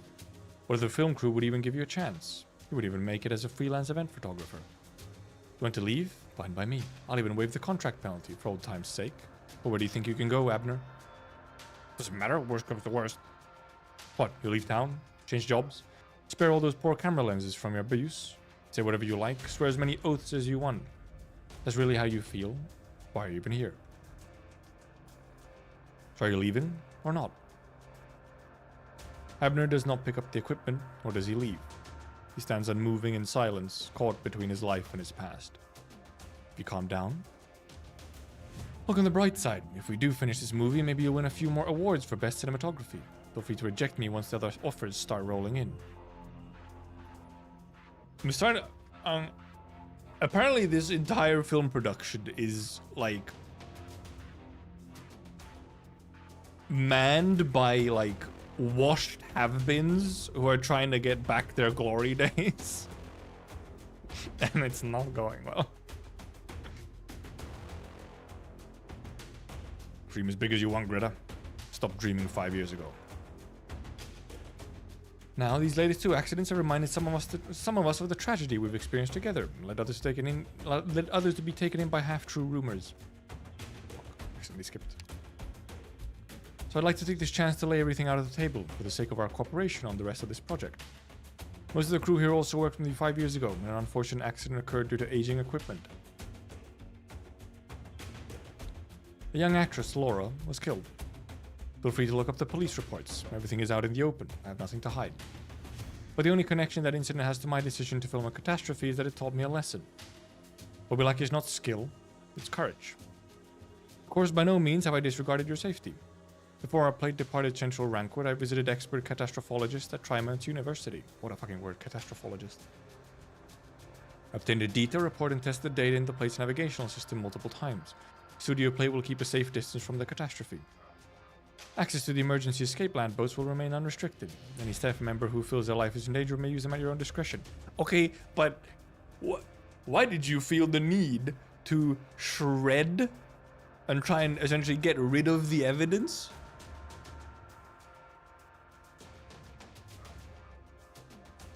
And I will be the last to leave this plate. There are no further questions. Dismissed. Ow. Ow, my jaw. I don't know how, like, slight. Not you. Stay. Miss Stone? I won't apologize for telling everyone. No need to be anxious. Just wanted to know how you got the documents. Like I said, I did it myself. Don't lie to me. You have no talent for it, and I have no time. I'm obliged to protect the identity of my informants. Disturbing the peace of the studio is a violation of the 2nd and 5th clauses of your contract. Would you like to see the outcome of that reflected in your bank account? But there are exceptions made under exceptional circumstances. It whispers. It was Lucian. Greta casts her gaze across the crowd and scattered equipment and sees him standing outside the chaos. Well, real subtle, guys. Real subtle.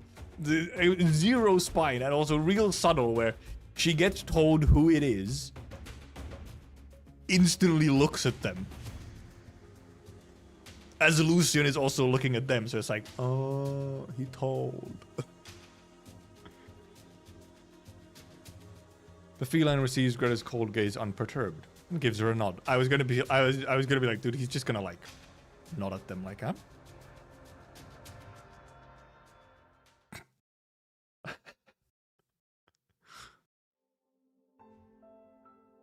Oh yeah, we were here. Ow, my jaw. Seriously, what the fuck? Ow. You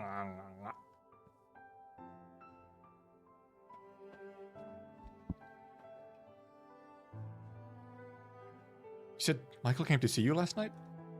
Yeah. But we kept going after Shelley left, didn't we? We watched the Yanni's Youngshi movie next. Come to think of it, you did leave the room for a little while. Michael sent me a message on my terminal. He said he was waiting for me in the studio because I had some important questions. I'm sorry, I shouldn't have left in the middle of our movie night. Please don't be mad. I'm mad, alright. Yippee. Mad you didn't ask me to come with you. Huh? What if Michael tried to assault you? Very possible. Very real possibility. That sleazebag with no morals or self-restraint if they hit him in the face. Riff was frustrated about the shoot getting interrupted and wanted to take it out on you. You're like a magnet for bullies. I've been reading from him so long he immediately threw his jaw out. Apparently, I don't know what I did. Ow. Hey, I don't bully girls. Yeah, right. You're an asshole even to marry you, never mind other girls.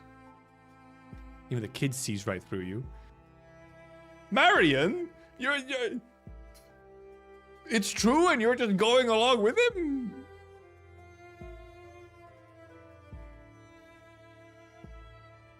I wanted to ask you to come, but he said I had to come alone. I've been in a few film crews. Could guess it was some kind of prank, but I didn't want you to get caught up in it too. Molly? I've been in Rankwood way longer than you have, and I know way more jobs. Next time you meet someone like that, just tell me and I'll help you think of a way to get back at them. Alright. Well, actual bully magnet. But what now, detective? With Moira's testimony, can I take it I've been cleared of suspicion? Maybe it really was a coincidence that he ran into Shelley. He saw how she was when she left last night.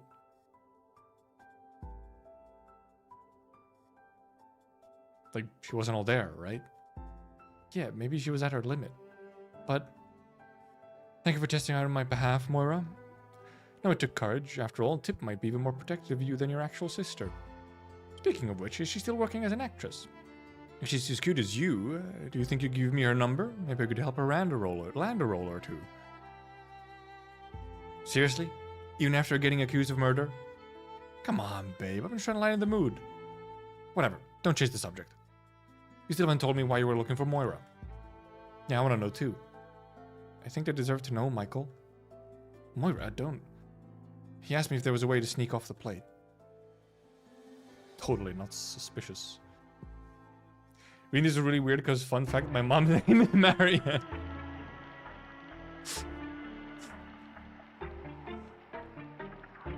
Funny. Okay, I'm actually straight up. I'm gonna go. Was that after? I'm just checking if that was after and next is 4.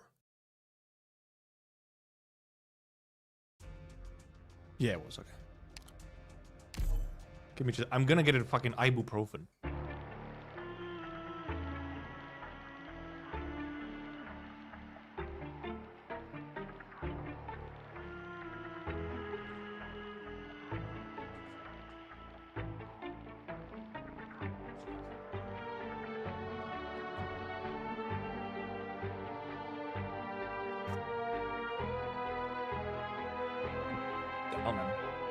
The right side of my jaw does sometimes like make weird movements, and I can feel it like popping sometimes. Just something. There's just been something slightly wrong with it for a long time. Don't remember the last time I've like actually heard it though.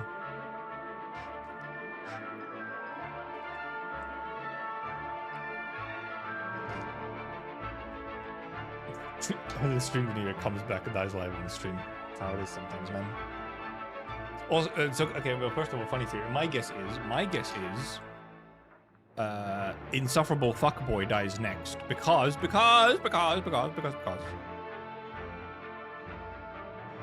When, wait, was it? It was right, because Dalton died first, right? Dalton died first, and when Dalton came into the scene, right, when he was brought over into the scene where he's gonna die, he was brought over by Shelley. And then Dalton died. And then next died Shelley. And right before Shelley died, she bumped into insufferable fuckboy. His name is Michael, I just remembered. So if they're kind of going in like a weird chain, you know, like they bump into each other, right, you know, and then, you know, the next one dies or whatever. The curse of death is like moved to the next one. And because we know Michael was involved in the accident as well. The obligatory does he know? This event is a lot of does he know? Because well, it's a mystery.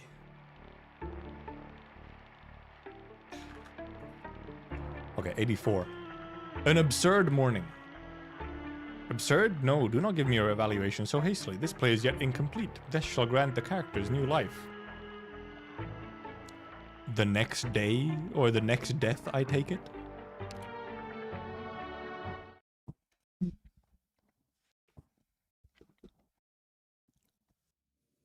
Laura. Mr. Dalton, you really got that extra scene from me, and as a wire stunt to boot. How'd you get Director Quay to agree so easily when he wouldn't budge when I asked him? Laura was asking for them? Greta personally recruited me as a lead actor. Steve wouldn't dare tone down my requests. It's my first time in a wire rig. I'll never forget this opportunity you gave me. Okay, I have to go prepare now. Sure, go on. Things are coming out. Okay, Now you're acting all humble. Might have even fooled me if I didn't already know you were trying to get Steven to mess with my role behind my back. First time in a wire rig, huh? Good to hear. Rookies should know their places. Now be a good sport and take it, right? Even if you're left hanging for hours.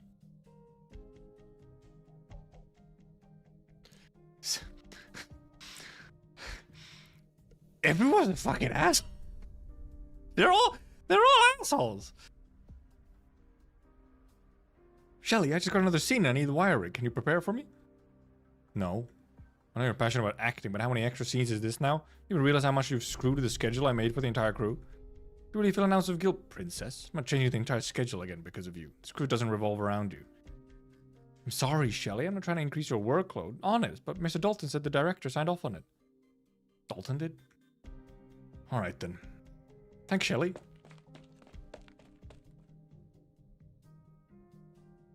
He was just telling me how you have no respect for your seniors in the field. No, he did he do this out of the pure kindness? Wire rig, huh? California moment, Hollywood moment. And now we see him. Hello, Laura. You look wonderful today. Not many actors would be so happy to do an aerial stunt. I've never been so excited. The scene will be the only one in the movie that belongs entirely to me. Want to knock it out of the ballpark. Well, aren't you just adorable? Trying to get hurt though, and if you're tired, you can always come find me in my room. I'll be there all night. Oh god, he's so fucking icky, man. Yikes. Oh, Marion, have you come to touch up Michael's makeup? It's your mom. I have to go prepare. See you later. Okay, but also Marion was there as well, huh? And they were already a little... I see. Huh? Yeah, see you in hell, bitch. Don't be angry with me, Mari. I look away for one moment and you're flirting with another woman. Are you tired of me already? Well, apparently they've been, from this point on, they've been together for 5 years or some shit. That's actually quite impressive, maybe. You've been making her eyes at her on the set too. Feel like you're a younger woman that much. How about you let her do your makeup from now on? Please, babe, I'm serious about you. I won't take her from now on, I swear. Talk to her from now on, I swear. You swear? I swear. I'm familiar with your vices by now, but this is an important time for your career. Don't screw it up and don't let me down. That Laura girl is a loudmouth show-off. I'm sure she's up to something. You can do better. Keep your distance from her. No talking to her and no physical contact, even if she's dying right in front of you. It's none of your business. Got it? Ominous. Babe? You can tell from Marion's eyes that she's not joking. Alright, I promise. I mean, apparently they've stayed together for 5+ years.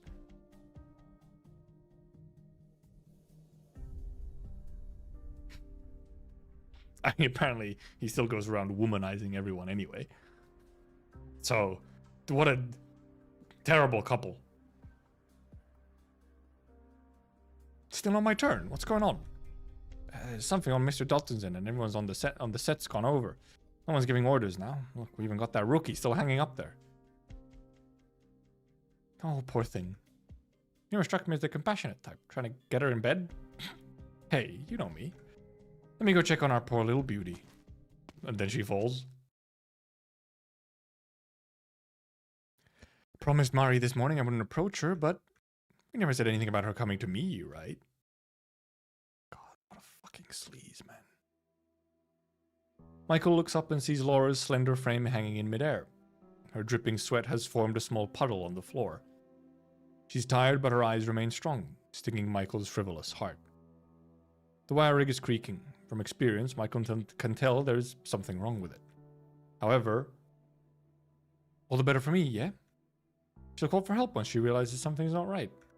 I'll be her hero and have the perfect excuse for a little tete-a-tete, all without breaking with my promise to Mari. I'll let her hang a little longer.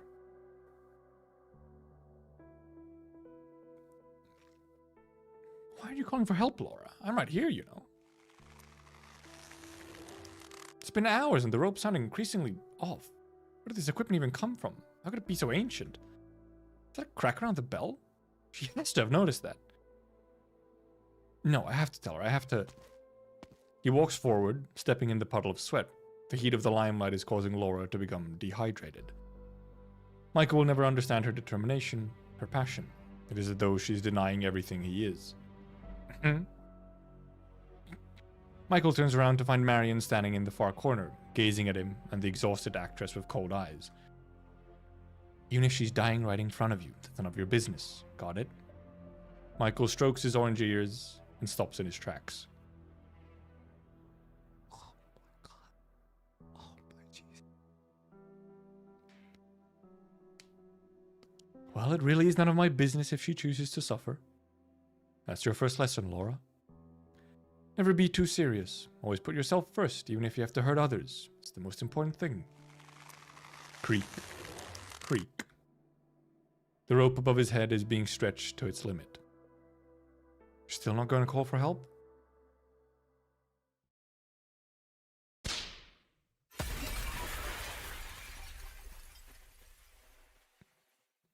Okay, so... Michael dies next. Then Marion dies. Because truly everyone here is part of the problem. Holy shit, there's not a single good human being on this damn set. Ah! Michael? What's going on? What were you thinking about? Came here to the makeup room for an explanation, not to watch you melt down. What did Moira mean when she said you wanted to leave the plate? We have to get out of here, babe. Oral failing to... Because I was also, yeah, like... Because...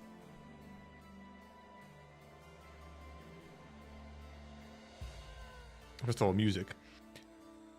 Are they dying when they indeed, like...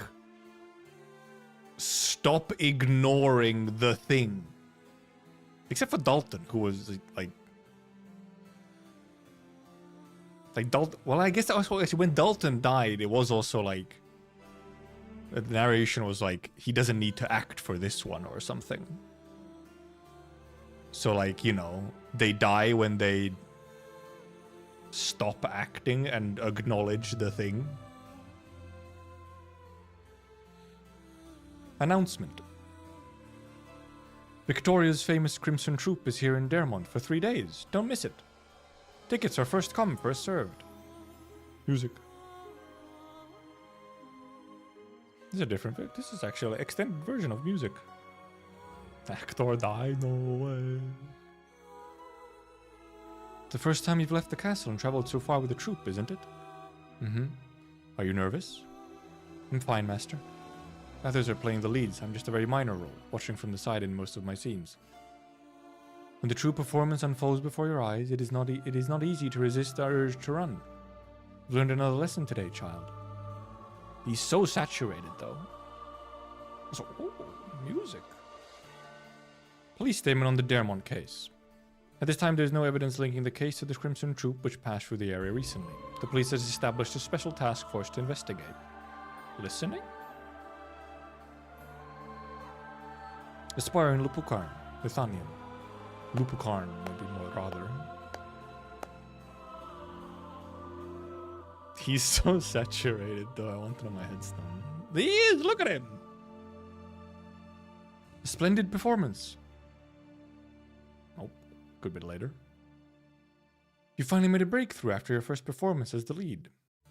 Tiny black crystals on your neck is almost perfectly hidden. The audience sees only the glamorous star, not the infected approaching death one step at a time. Look at his post.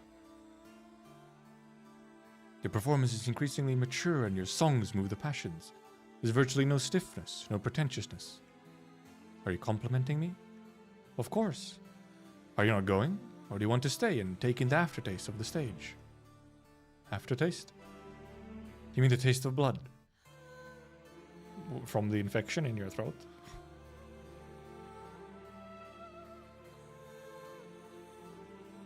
Child! Excuse me, mister. Please let me through. I want to go home. I think the Crimson Troop can take her in. Take her in? She doesn't know that her home is gone. Doesn't know that some of the people before her still have her family's blood on them. That is what we'd call a fateful encounter, is it not? As it was with you and the troop. Perhaps you should teach her yourself. Teach her to blend in, how to embrace a new life, how to walk the path that you have. Show goes on, even once we've left the stage. Ah, you remember what I said. Yes, there is no drama like life. The aesthetics of destiny are never bound by any medium. Mister? I shall him. What do you think, Lucian? We're decided? You're in a position to make a choice now, aren't you? Flashback over.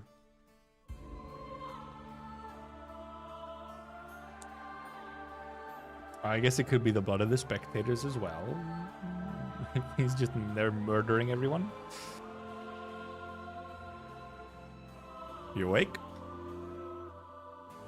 What's the matter? Bitterness is obsession.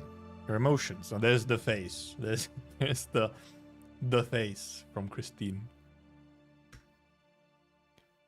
A challenge to the palate. I wouldn't say that.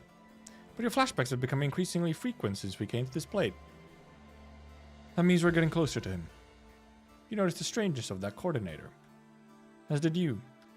Unfortunately, she was visited by the tragedy before I could extract any more clues. Used a camera system to break the news of the catastrophe. It was too much of a coincidence for that document to show up when it did, the way it did. When one's been in enough plays, it's not hard to realize that such an obvious clue is bound to be a trigger. Dalton's death was only the beginning. The plot devices have been set and their developments foreshadowed. Curtain has been raised and it cannot be lowered again. It's all an act, it's all a play! And the author will not appear until the story reaches the climax. Only then can I kill him. Be careful, Lucian.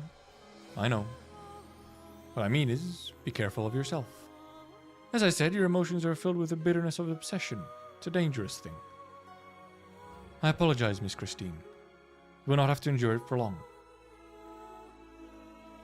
You know, he's essentially just, you know, that was a short one.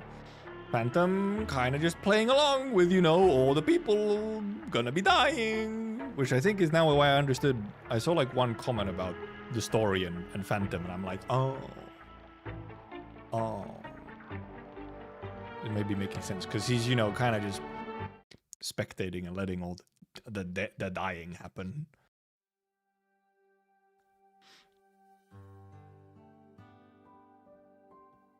Last night wasn't the first time Michael's come looking for you, was it?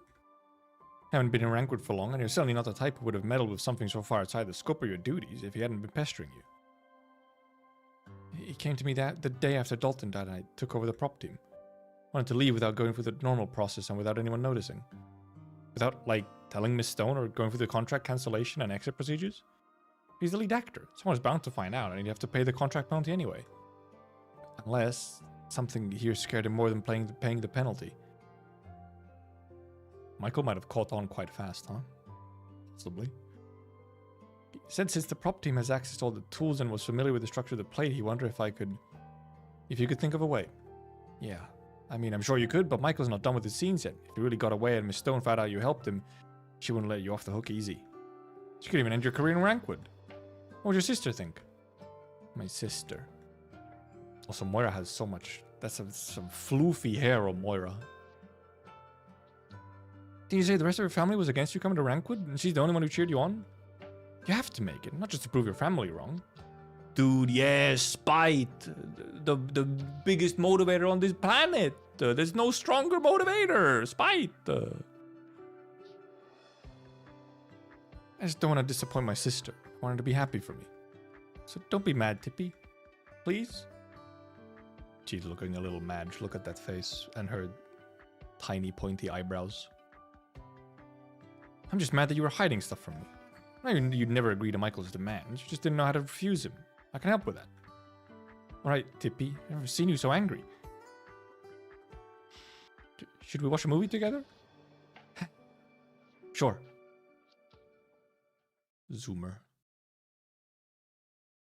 Tippy's also pretty saturated. Now, Tippy isn't saturated, actually. Tippy's just pastel colored. She's just colorful. You want to sneak off the plate with me? Yeah, babe. After we spend some quality time here, we can go back and pack up right away. Even if that prop girl really does find a way for you to circumvent the exit procedures, how do you expect to avoid the penalty for breaching your contract? Shooting isn't over it, and you know Greta. She'll make you pay an arm and a leg. Who cares about some stupid contract when there's a killer on the loose?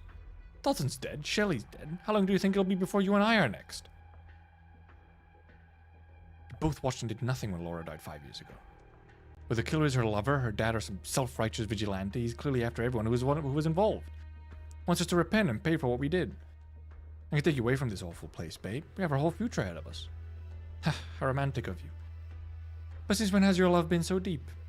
What?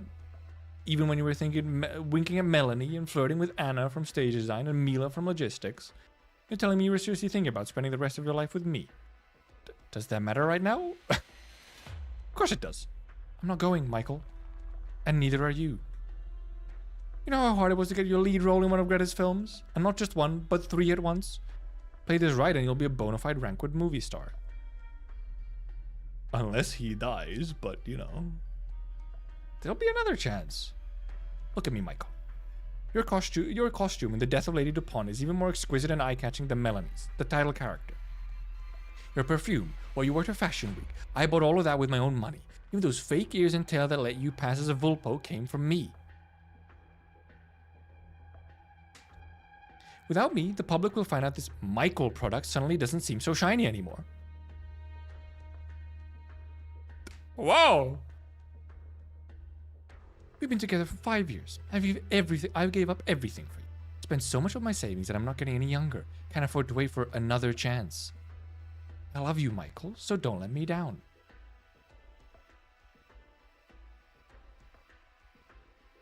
Everyone's fucking schizo in here, man. You love me? You were glad when Melanie publicly revealed our relationship the day Dalton died, weren't you? To everyone else, I'm the troublemaking playboy, while you're the poor, suffering girlfriend who gave everything only to get nothing in return but mockery. How very sympathetic, huh? And what part of that is a lie?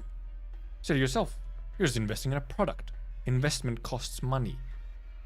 You'd have invested in Dalton instead, wouldn't you, if you hadn't become a hopeless drunk? You're just a parasite looking for a host, Marion. Stupid. I'm stupid too.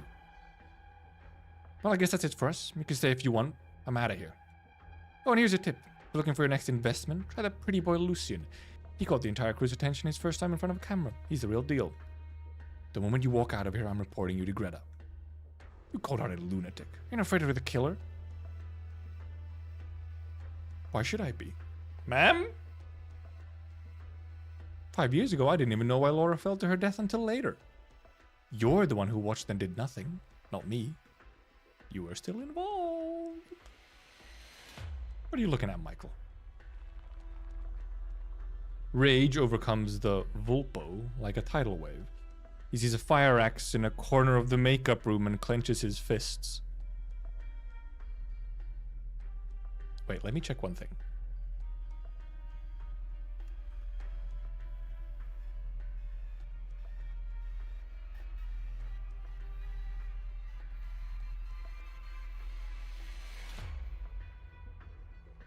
I had to check who's the main character name in The Shining. It's not Michael, it's Jack. However, the lead female actor in The Shining, her first name is Shelley. Written slightly differently, but Shelley.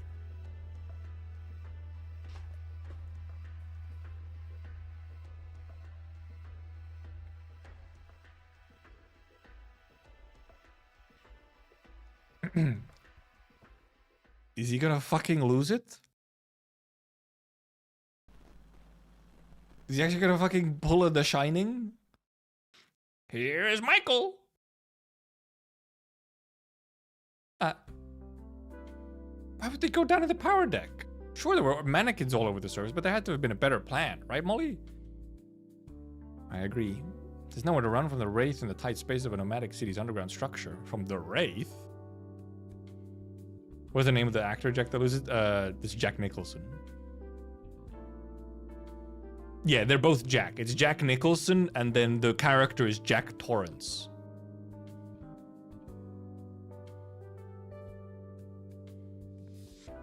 It's just Jax.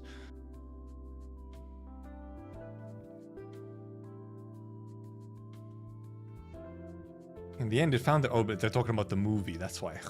I was like, what the fuck are they? They're talking about the movie. The movie they just watched. They weren't talking about something that was happening. Yeah, okay. And also, and the specific scene with the axe, right? He does not say, here's Michael. He says, here's Johnny, for whatever reason. So, names didn't match up. I just thought they maybe did. In the end, they found them one by one and hung them from the ducts to await a slow death in an endless dark. I went to one of the cast interviews and they said it was inspired by the rituals of certain Colombian wasteland tribes. Something about atonement and judgment. Well, how they got there was kind of dumb, but I did like the segment in the power deck. Why? Because it was all shot on location. Rumor has it that they ran out of cash, so they snuck into another film studio's plate and finished the shooting there. Exciting, right? Dude, the IMDb trivia goes crazy. Wait, but I've seen this movie in theaters. Why don't I remember any of these scenes? Because you're watching a copy of the original reel that was sent to the ratings agencies. How did you even get your hands on something like that? It's like a basic skill for a true horror fan? Ma'am? You're hiding something, Tippy. You know so much about the industry and all the ins and outs of Rankwood. How does a background painter get so much insider knowledge? How can you do this to me, Molly? I share my super secret treasure with you, hoping to make you happy, and all I get is an interrogation. Don't cry. Don't cry. I won't ask anymore, alright? Crocodile tears. Let's just focus on the movie, so stop looking away from the screen. You noticed. Sorry, there's just been so much going on with the film crew lately. I'm a little nervous. Don't worry, I'm here for you, girl. Sure are. Feeling better now? What's Tippy up to, huh? Oh, look, they're just having a good time with some popcorn. Nothing bad is going on right now. There's absolutely no axe murders going on at this very moment. Yeah. Okay, listen up, Molly. No matter who I am, one thing's for sure. I'm your best friend on this crew. So if there's a killer on the loose, I'll protect you. And if work's not going, well, we can do it together. We'll make our names as Rankwood's golden horror duo. Tippy the spray painter and Moira the prop maker. And when we're really close, I'll take you to meet my family. Although, I don't know if you'll be scared or surprised. Gay? Gay!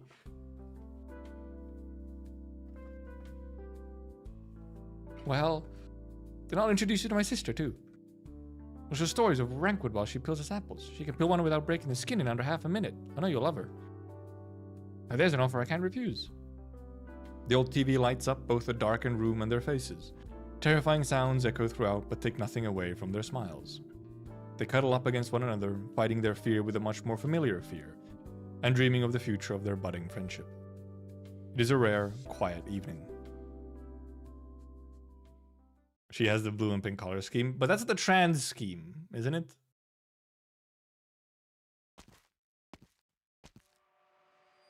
Well, like sisters, but you're horny fucks. Taking you to like, hey, I wanna show you to my family, like that is like a certain implication, I must say. The way you put, I guess you put it like that. Like, I want to show you to my family. I want to introduce you to my family. You don't usually do that with friends. In that way. So it's not that official. With friends, it's just like, oh yeah, it's my mate. It's like, yeah. You wouldn't want to show your best friend to your family. They just meet naturally. Just be like, hey, you know, I'm going out with this guy. And then he like comes up to your door and it's like, hey, is my boy here? He's like, yeah, your boy's here. My son. And that's how it happens. It's way more casual. It's not like I want to introduce you to my family. That's very official. Anyway, unlucky stagehand. Why is the set so dark? Could have asked Moira. She's always here early and she knows where all the switches are. Oh yeah, because it was something morning was the absurd morning was the title of this. Problem isn't that far, is it? I've been going around in circles. Oh, it doesn't seem right. Drip, drip. I wonder what that dripping sound could be. Huh? Am I hearing things?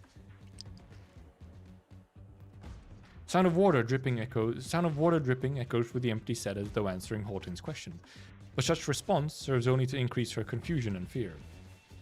She knows there are no water pipes above her, but the sound she's hearing is definitely coming from nearby. Who's there? Is this one of those stupid pranks you'll laugh at me over drinks after work for? Come out now and I'm holding against you. Or don't tell me Moira's in on it too. She's just a kid. How could you make her... Ouch. This is written by Chinese game company. That's why it's always subtext. That's why they don't say it. It has to be subtext. Unless you're Province and Scavenger. In which case the subtext is so heavy that it might as well not be subtext.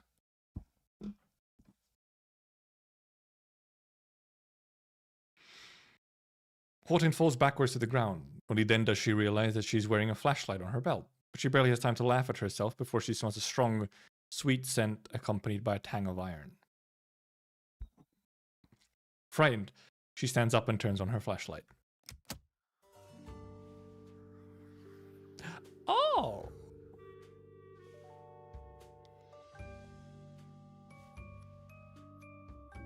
Well, I mean... Technically, my order of deaths wasn't completely correct. Because they both died?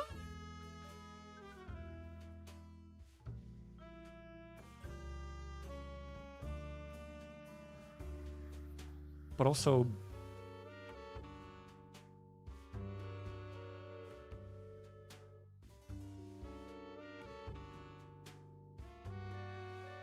Why would the axe be in Michael and the scissors be in Marion? You'd think it would be the other way around, wouldn't you? Also, a 12 plus age rating. Well, see, they're not hanging from the necks, at least.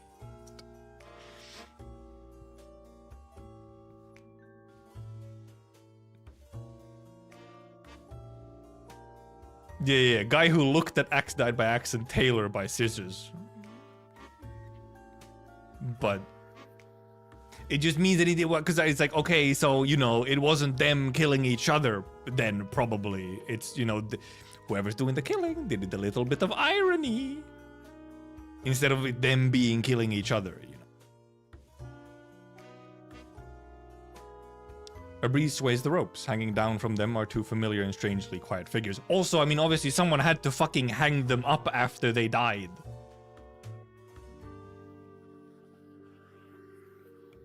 They probably didn't hang themselves. A breeze sways the ropes. Hanging down from them are two familiar and strangely quiet figures. The two lovers, Michael and Marion, subject of much of the crew's gossip, have met their deaths with their backs against each other. Murderer come in. Because their backs against each other might not be much in this case, that's just because they're wrapped up. But I was thinking like, oh, were they actually like back to back? Like, oh god, we're the murderer. Ah. And then they got killed.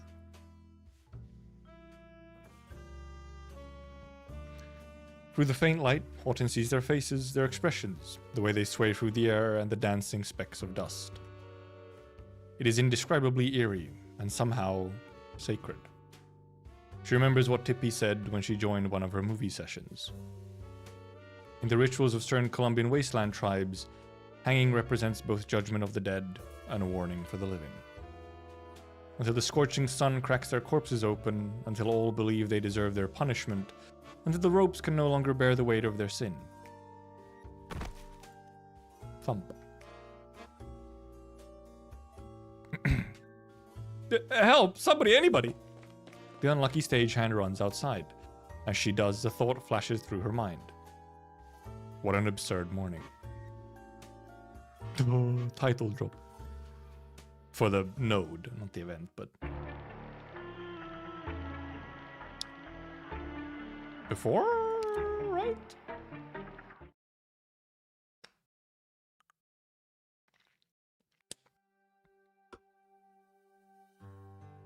Never mind, it was after. These are fairly short, like, pieces. Like, we're fairly, damn, we're like almost halfway after like 2 hours. 80 SC2. The role I pen shall be engraved in memory.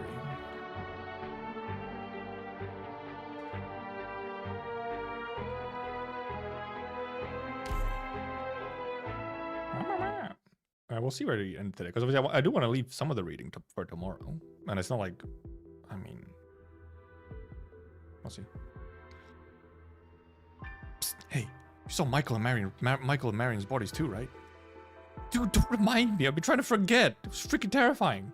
My hands are still shaking so much. I don't think I can hold the boom mic. You're still worried about work when there's an actual serial killer on set right now? So let's skedaddle. Want to run? Did you already forget how Michael and Marion ended up like that? Michael even had his suitcase right under him. But he'd been packed and ready to go for quite a while, and found himself a secret passage to leave through. He was still murdered right before he left the plate. No way the killer's gonna let any of us leave. Just like the plot of Jack the Libber-Ripper. Oh, I did see a screenshot of Jack the Libber-Ripper. Or Libber-Ripper. He said he's now his hunting ground, and any of us could well be his prey.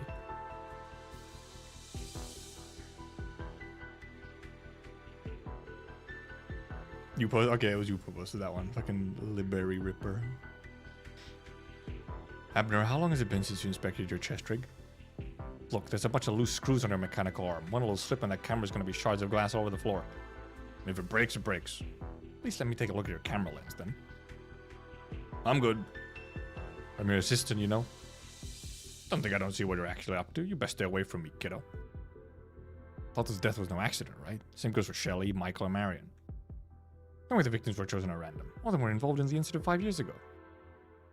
Should be working for one of those gossip rags, not behind a camera. I guess Abner could also... Well, we haven't heard how was Abner sort of complacent in the situation. Might have been. Unless I just forgot. Who said they were mutually exclusive? Reporters make more dough, though. Anyway, Abner, my good man, you were there 5 years ago, right? Come on, you can tell me. Not like we'll be doing anything else today. A world where reporters make money? No way. Unheard of. But I guess certain types of reporters might make money. Miss Rutherford, you have no lines in this scene. Dude, we haven't seen this guy in for fucking ever. There's been like 3 nodes, if not more.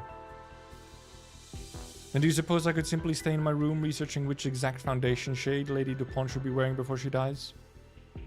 I'll be decided after we finish the climactic scenes at the end, which are still...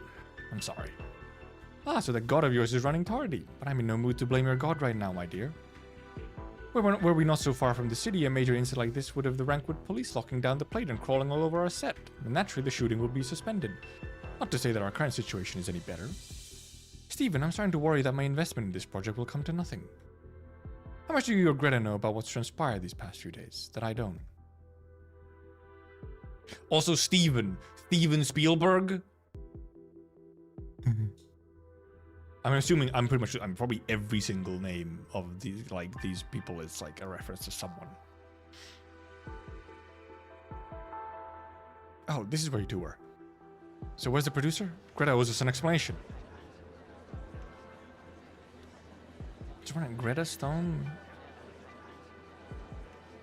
Because obviously Stone could be like Emma Stone or something, but it's probably not it. I feel like it would be someone else, not an actor. Whispers abound. Gossip permeates the set with not a single solo work. No, I haven't seen Twin Peaks, but I do know there are Twin Peaks references. In the trailer and everything as well. 3 homicides and 4 victims. Is that how you count those? It's like a double homicide? It just counts as 1 homicide? The spate of murders has everyone overcome with fear, anger, confusion, and shock. The whole film crew is on the verge of losing control. The clamor sends even her own heart into a mess. She hates the feeling. Greta Garbo? Is that an actual person?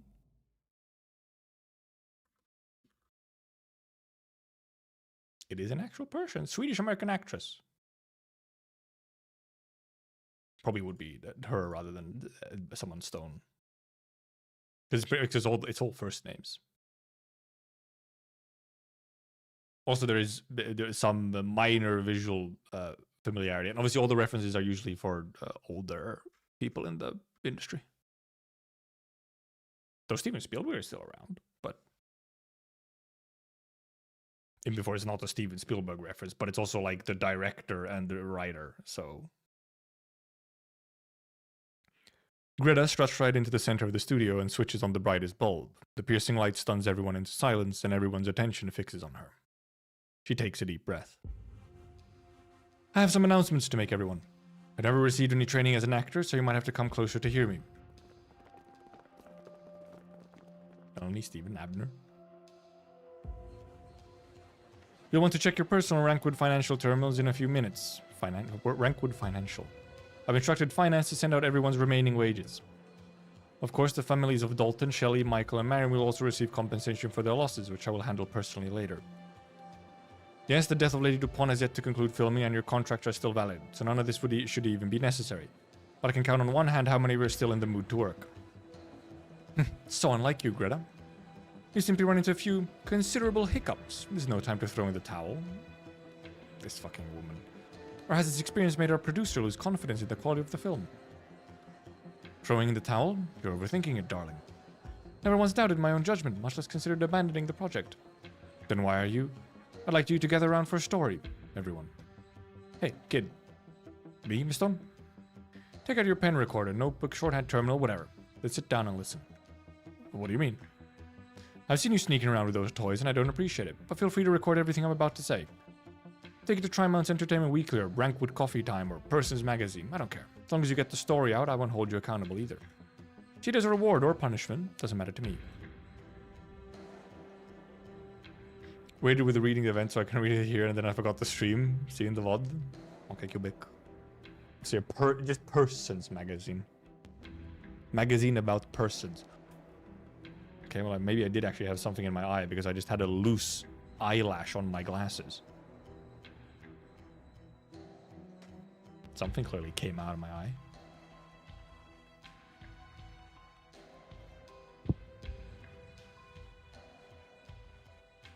What?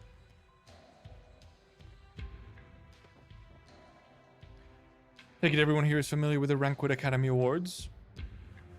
The Oscars, no way. The Best Newcomer Award. Every year, countless students of film and television schools, as well as amateur film buffs, submit their entries in a bid to prove how much they understand the creations of the market. They crave for their work to be chosen because even the lowest award still implies their film is up to Rankwood standards, and a certain video was no exception. She believed herself to be an auteur, with both the brains and the will to realize her dreams. She was certain she would one day stand on Rankwood's red carpet, even if she had to temporarily settle for life in the cramped rental. Auteur, Hideo Kojima reference. So she waited for the very best story and the very best partners. Then she put together a crew and brought that story to life. Submitted it. But this no-name newcomer craved success too much, not to mention the pressure of living up to the expectations of her companions. As the voting period was ending, her obsession intensified, along with her doubts about the quality of the work she had submitted. She could not rationalize her strange thoughts. She begged both friends and family and raised a large sum, large for her then, at least, before knocking on the judge's doors. Bribery, hell yeah. Why does it sound so familiar? On the very day of the Academy Awards, the committee publicized what the FIDI had done, and in so doing proved Rankwood's professionalism and purity to the whole of Terra. And so she was disqualified. Her crew cut all ties with her and she lost everything she had. Now I remember. So ironic because the Academy later revealed that the work had actually won by votes anyway, the most recognized by the jury. Afterwards, she spent a decade exhausting every option to re-enter Rankwood and slowly made some achievements of her own. Of course, she changed her name as well. The Greta Stone. Ooh. So, Melanie, now you know what an absolute fool I am. I went out of my way to provoke fate into playing a joke on me. Fortunately, that preposterous experience has taught me one thing. I should never doubt myself. I will always believe in my own judgment and never give up on anything I attempt. You're more of a character than I took you for. Truth be told, I always thought that infallible persona of yours was just a front to intimidate others. Come on, Greta. What's the sudden backstory for it? Trying to win our sympathy? Dead people in here and a catastrophe out there. Think we'd still want to put our lives on the line just for you, after all that's happened? I know you still hold it against me, Abner. Ever since 5 years ago. How could I? I mean, I was awarded Best Cinematography that year thanks to those classic shots from that film. It's the highest honor any cinematographer could ever dream of. And you gave it to me. But what about after that? You hit the peak of your career, then fell into despair. Just 6 months, no one dared put you behind their cameras. Dude, insane fall off. How did you manage that? You used to love your cameras so much. Now you treat them like empty potato chip bags. Before you joined the group of the death of Lady Dupont, you even lost your decades-old partner at the casino, yes? Gamba, man. You hate that film from 5 years ago. You hate the shot that won you the award, and you hate me for making you keep it. You bet I do. My camera captured that Laura Girl's fall, and when I saw how you reacted, I knew then and there that you had zero good intentions. I warned you again and again, but you insisted on keeping that shot in the final cut. How did they fit it into the movie? The more I think back to how the jury commented on the shot's realism and shock value, the more I want to laugh. Film is the art of creating dreams. Cameras are the eyes that see the dreams. Hands that turn fantasy into reality. You insulted that girl's memory. You insulted me. I hate this damn thing I'm holding, and I hate my work. You get it now? If you really think so, then put it down, Abner. What? Sorry, we've derailed. Now to get back on topic. After confirming you've received your compensation, and you may leave this production any time. Would you rather flee this dangerous plane? By all means. Scared of the serial killer and wish to find somewhere to hide? Go ahead. Feel like playing detective for whatever reason? Knock yourself out. And if you're the murderer yourself and unwilling to give up on your vengeance, you have my blessing. We've already filmed most of the death of Lady Dupont, with only a few climactic scenes to cover in the last 2 days of our schedule. Who knows, maybe we can even finish it with those willing to stay. As for who will work for the camera, I will take Abner's place myself. Melanie? You do realize I can hardly find a last-minute stand-in for Lady Dupont herself, yes? Okay, but your other lead is dead? You know I don't have a choice. I'm still counting on this film to beat Marianne. Even a catastrophe cloud can have a silver lining. Marianne tried from cinema years ago. Never understood why you're so obsessed with her. That's none of your business. Let me be frank. No, you're Greta. You won't get to demand special treatment as the female lead or insist on those rules of the film set you love so much once everyone else is evacuated. Steven? I know. I'll fix the ending by tonight. I believe in my decision to invest in this story, darling, and I believe you've collected enough inspiration over the past few days. Catastrophe doors near and death is right before our eyes. Sure, your god loves material like that. Right, thank you for your time, people, and I wish you well on your future endeavors. That's all from me.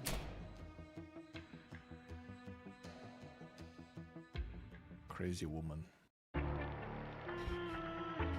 Crazy woman.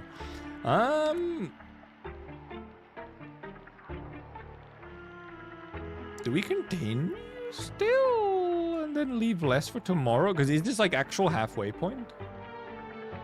Or is the latter half significantly longer?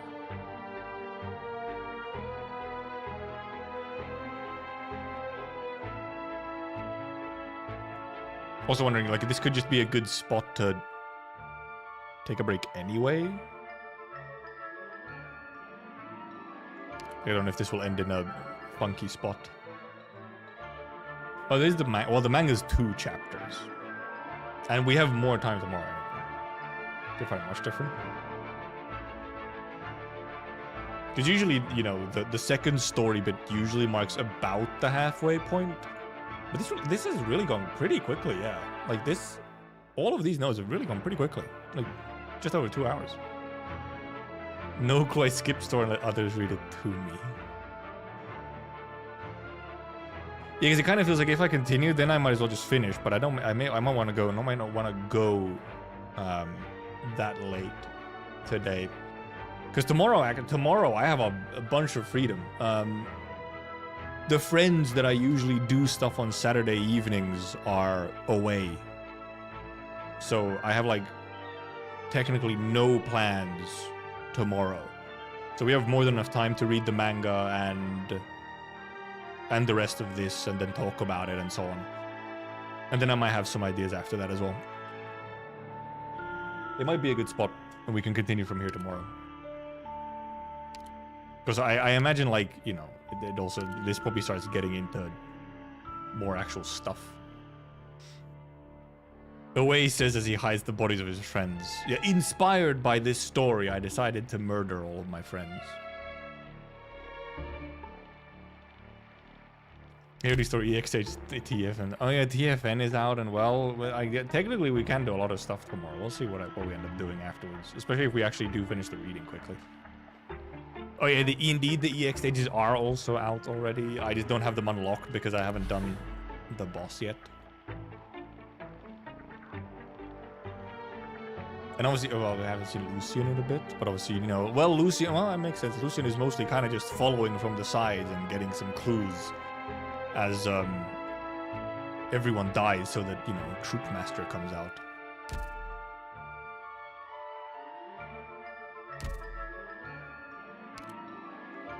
So, did I already clear the thingies where it's like... Okay, I did. I already did the 85 event stages. I feel like I must have done them ages ago. Oh, I probably used a bunch of stamina then. I probably had a bunch of consumable stamina pots. Yeah, it does feel like it, indeed. It sets up to actually just like... it's better to just do the rest in one go. Feels like, you know, it's in like the last act in a way.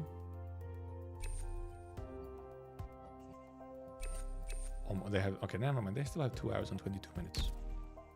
Doctor. Also, I forgot to put Tippy into here when I got her. She's only 12. She's only 12. At least Cat is in here.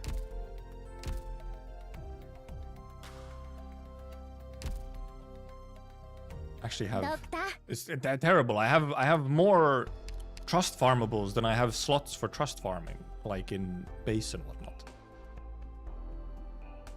I haven't put fucking Entelekia in there either because I'm trust farming the other ones. God, I genuinely already kind of forgot that I got her. Not gonna lie.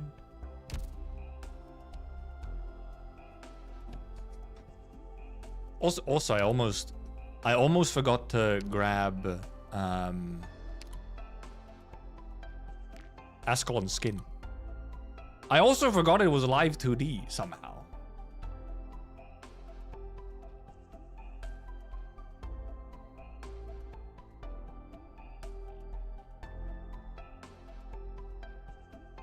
And have all the characters in the game. Oh, you actually have all the characters as well? Because I think there's actually been 2 separate times now where I got 200 trust on everyone that I had.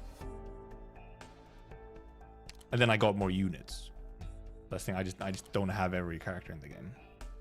Also, right, the new module is also a thing now. Also, actually, I just realized we have a tiny bit of time here.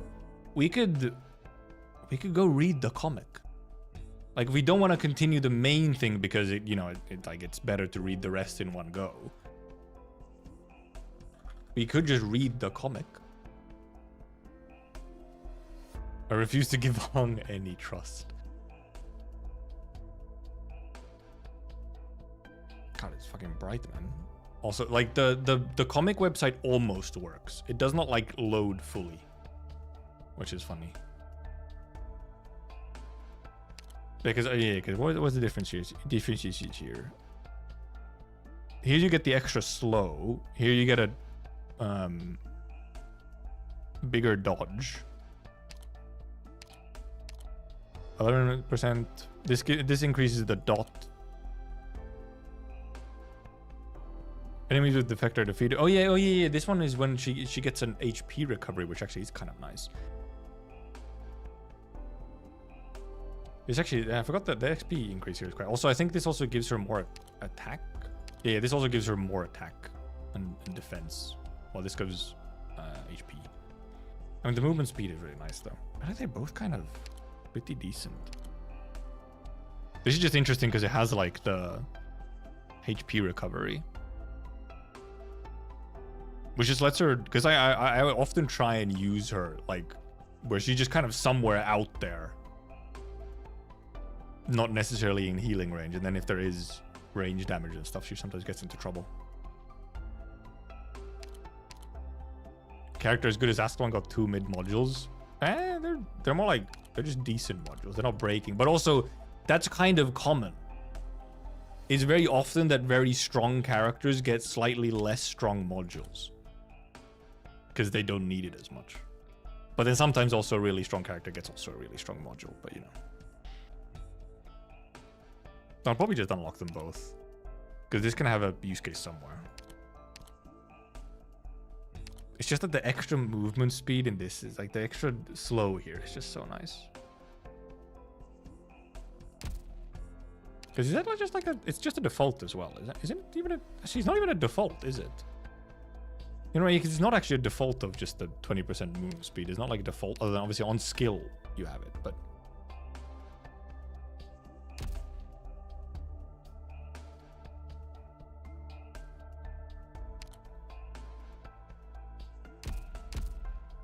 Anyway, we can go into here, I guess, just for the... This can be our background music.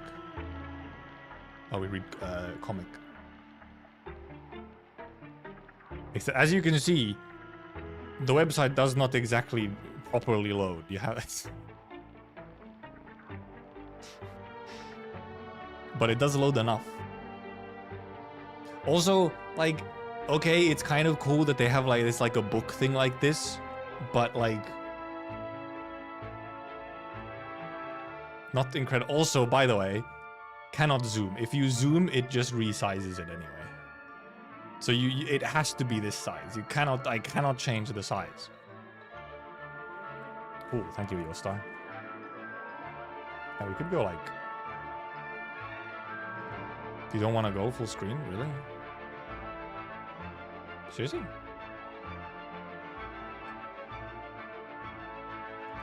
Apparently it also just prevents this from going full screen. I tried to go like, you know, F11 full screen. It refuses. Prelude suit, Blood Diamond.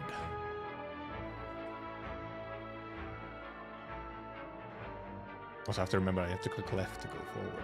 I like how you can also just click here. Like, wow, yeah. I guess if you're on your phone, maybe you can like, oh, you can click on the corner instead of the arrow. Can I do arrow keys? I can't. Can I? Ladies and gentlemen, welcome to the Crimson Troop. We bid you all enjoy our latest production. Oh, hat. Clap, clap, clap, clap, clap, clap, clap.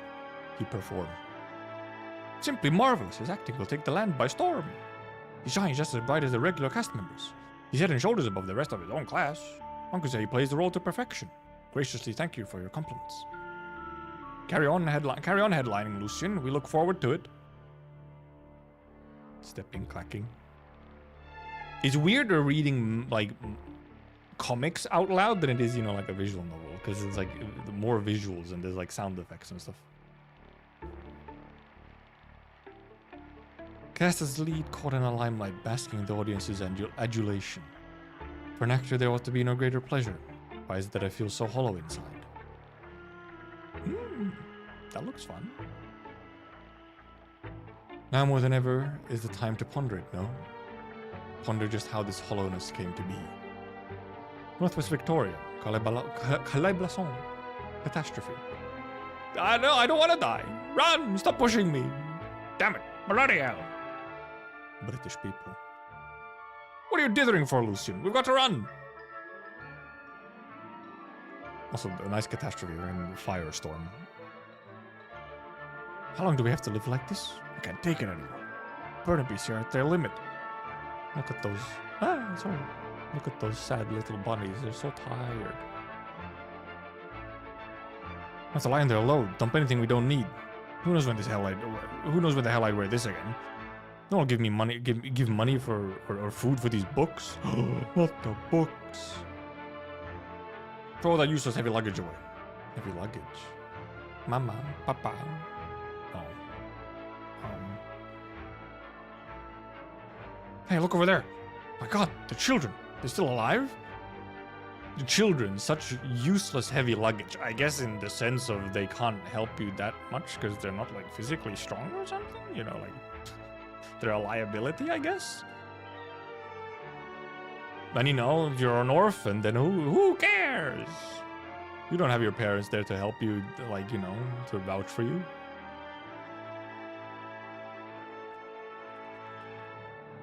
They found that they got gruel. Lucian, look at all that firewood. How'd you do it? It's fastest to collect it from the forest. All the wild beasts? Gives me the shakes. I'd never go in there. Let's go. We need 9 lives to take his advice. Cat. How could this be? What happened to our village? No flood was ever as dreadful as this. Whole place is ruined. Our homes are gone. The crops too. Gracious, what a horrific disaster. Well met, and allow me to be candid with you all. Where with the Crimson Troop? Sure, our meeting here is fated. Can we assist you in any way? Crimson Troop arrives at the most opportune time. As I'm sure you can see, we won't have a single thing to repay you with. About that, we're kind of on tour, and we might recruit some children of the arts. You want us to sell off our children? Not at all. Listen, this is a suggestion. We'd be most delighted to welcome these children into the Crimson Troop. All their needs will be met under our care. Meanwhile, good fellows will provide you with relief funds. Not a bad deal, wouldn't you say? Oh, he see big number. He see big number.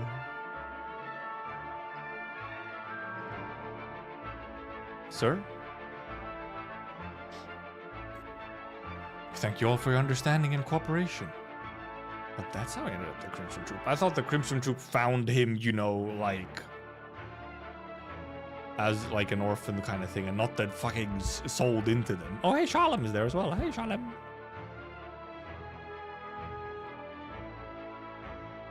Also, I do like this image because it's like the face is very much like, you know, theater mask.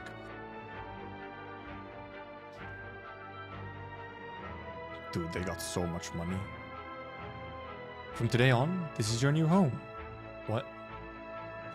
Why is there an empty text box? Did they really, like, fit all the text into this one? Why is there, like, an empty text box here?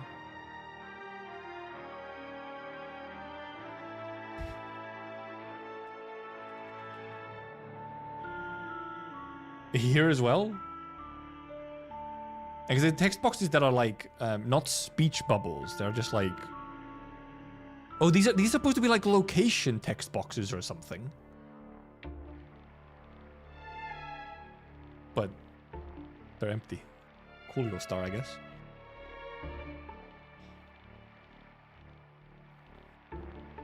These are the few children we gathered from the villages west. No matter, they're enough. You're brought together here by your common misfortunes. May you drive each other, learn from each other, to elevate your acting in the days to come. Twitch does have the live vote feature, but it's only available subs. Okay, yeah, we were discussing that, yes. The past. And may I say, I hope you will form a true family amongst yourselves too. Go on, children of the arts, get your rest. Family. So they're all like me. Orphans. Sob. Hick. Why are you all crying? What do you mean why? Doesn't it hurt, Lucian? After all that's happened to us, we've been taken away. What's next for us? I miss my mom and dad. Homesickness burns the same hole in us all. But the time will surely soothe this burn. Time will surely soothe this burn. I don't understand. Abyss, none of you have a family waiting for you to come home, do you? We are each other's family now. He really is called Abyss. I feel like Shalom's a better name. Lucian, there's a hole in your heart that has never been filled. Your heart's more honest than you are. Do you truly believe they praise you from the bottom of theirs? No, we're back to current day. Oh, well, not current day. In truth, my acting is still subpar. It's hardly as perfect as they say. But even then, no matter the time I pour into improving it, I've never once felt fulfilled by it. Will this persistence ever lead you to satisfaction? I cannot be sure. But acting is the only avenue left to me. Back to kid. What a beautiful singing voice. Such promise in this little rising star. He's the finest of all these children. Compared to him, the rest of you fail to grasp the basics. Lucian, I just know you'll serve as a model to them all. Oh yeah, because we should see all the three people. Thank you. But Lucian is such a weirdo. Never cries or smiles unless he's performing. What if he's a better actor? Doesn't mean he can look down on the rest of us like that. Good morning. Morning. Good morning. Ignore. I read it. Sorry, I read it in the wrong order. No good morning to Lucian. Lucian, we don't need this anymore. Pack it away. But I'm moving something else right now. Oh my goodness, such a good, strong glare. Now, haven't we all been told? If you need something done, do it yourself. This. You're right. You stand up for yourself, Lucian. I'm fine, thank you. They love bullying. Hell yeah. Places everyone. Rehearsal starting. Oh no, have to pair up. Okay, well, at least he has Shalom. Pat. They're friends. Friendo Shalom. My own time was incredible. Every night I'd go stargazing with my dad. Really wish I could eat Mom's stew again. If I make a name for myself here, I'll find my parents when word of my acting spreads. Who's saying this? Shalom? No, it's some random people. Stranger NPCs. Thank you, Harris. I could never take the first step without you. To me, you're the most irreplaceable. Alright, let's take 10. Clap, clap, clap, clap, clap. After that, we'll run through the whole B section. Acting changes. You have to slap the hand away. You can just like let it go. Only when inhabiting a role in a play. Oh, Harris. Harris, my dearest child. Mama will never leave your side again. Mama. Mama! Can my loneliness be solved? Do I find the place where I belong? Only when inhabiting a role in a play can my loneliness be solved. Do I find the place where I belong? It's weird also I feel like reading those out loud when it's like, oh, you know, it's like a narration bit. And then there's some, you know, dialogue in between. And then you get back to the narration bit. It feels weirdly disconnected when you read it out loud, but like when you're just reading it in your head, it like works. Do not abyss these nuts. Only theater can fill my heart. Suddenly adult woman. I guess it was a different actor. I thought it was the same actor from here, but no. Ah, what a blessed moment. I dare not want for more than this. I need only theater that is enough. Lucian has progressed by leaps and bounds over the past few years. There's his fine acting and then his marvelous fencing. It's a natural. Also, it's fucked up how I can't even do like just like the size of like the text in here. It's like blurry a little bit because I can't like zoom in. I can't fill the screen with the page so that it would be at like full resolution. So then it ends up like in this sort of weird whatever.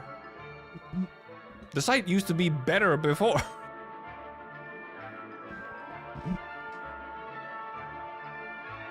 Such blind praise may will stunt his growth. You mean to say? Regrettably, he brings not a shred of his own personal emotion into his performance. He's passionate to perform, it does not enjoy performing in and of itself. An acting adept with an all too glaring flaw. Here's all the like White Flower and what's their names again. But even so, one must recognize his acting ability for far transcends his peers. He's still studying. You judge him too harshly. And what of your view, troop leader? Whether he channels his personal emotions or not hardly matters. What I look for in my star action is fixation, the drive to achieve one's ends by all available means. Blood Diamond. Become your pupil? Me? Correct. Your skill has caught my eye. Your outstanding singing and acting will make you, surely, the most resplendent morning star of our Crimson Troop. Will you come with me as we shoulder the troop's future? Theater will never betray me. I must rehearse ever harder, hone my acting, so I might meet those hopes placed on me. Let theater prolong my very being. Lucian, needless to say, your acting is unmatched. But joy and its positive ilk are hardly the full breadth of theater's emotion. It's positive ilk. Anger, grief, and envy. At times, theater calls for one to portray these negative emotions too. Here in the troupe, you must learn to take up emotions as your weapon. You must learn to understand each one of them. This shall be the first step in your growth. How then should I learn to portray these negative emotions? How then should I learn to portray these negative emotions? Yes. Your soul will become as the mirror that sheds light on your path. One day you will understand. I see. Thank you for your advice. I look forward to seeing your progress. Essentially just telling you, like, how? Go experience them and truly embody them, which we see mentioned in the event. Some days later. What did the troop leader mean by all that? Is he saying that as is, I'm just walking in circles? Can you come here a moment? Yes, troop leader. Your acting is most outstanding. Your skill has caught my eye. He says it to everyone. Aging man blames website for his failing vision. I have expensive glasses on, alright? It cannot be my vision. Shaking my hand. Could it be? Am I hopeless? Is it on me for failing to grasp the troop leader's words? Have I fallen short? What are these negative emotions? Do you think you're the only special one? Is that how self-obsessed you are? That'll only bog you down. You'll make no strides this way. What? Are you... me? Correct, I am you. I'm your soul, given voice. My soul. Your souls will become as the mirror that sheds light on your path. Are you truly my soul? Of course, I know everything about you. Despair. Your acting lacks the ultimate despair. And that is why you cannot grab the audience's hearts. I don't understand. Through theater, I felt emotions I would otherwise... Through theater, I felt emotions I would otherwise feel.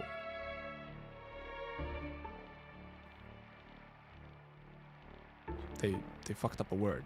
Through theater, I felt emotions I wouldn't otherwise feel. Beautiful, tender emotions. No, never mind. No, that is correct. I was fucking. The parser broke. Right, he's saying that he's felt them through the theater. Wait. No. It should be wouldn't otherwise feel, right?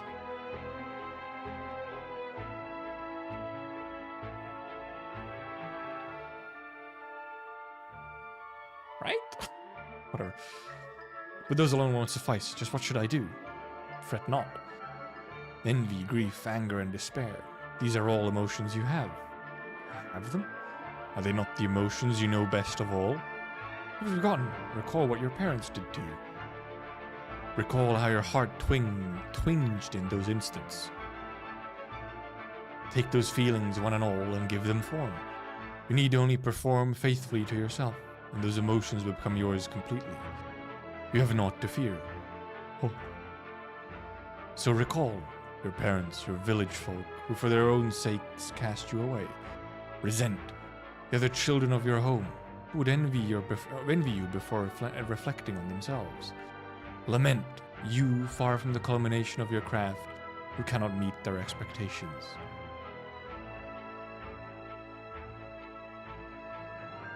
Me, in the lead role? Correct, I've seen you rehearse magnificently in recent classes. I believe with this production you'll take the next step.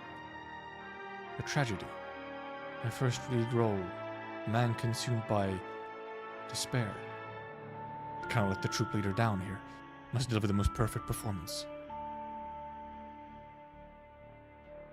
What do you think of Lucien starring in the next play?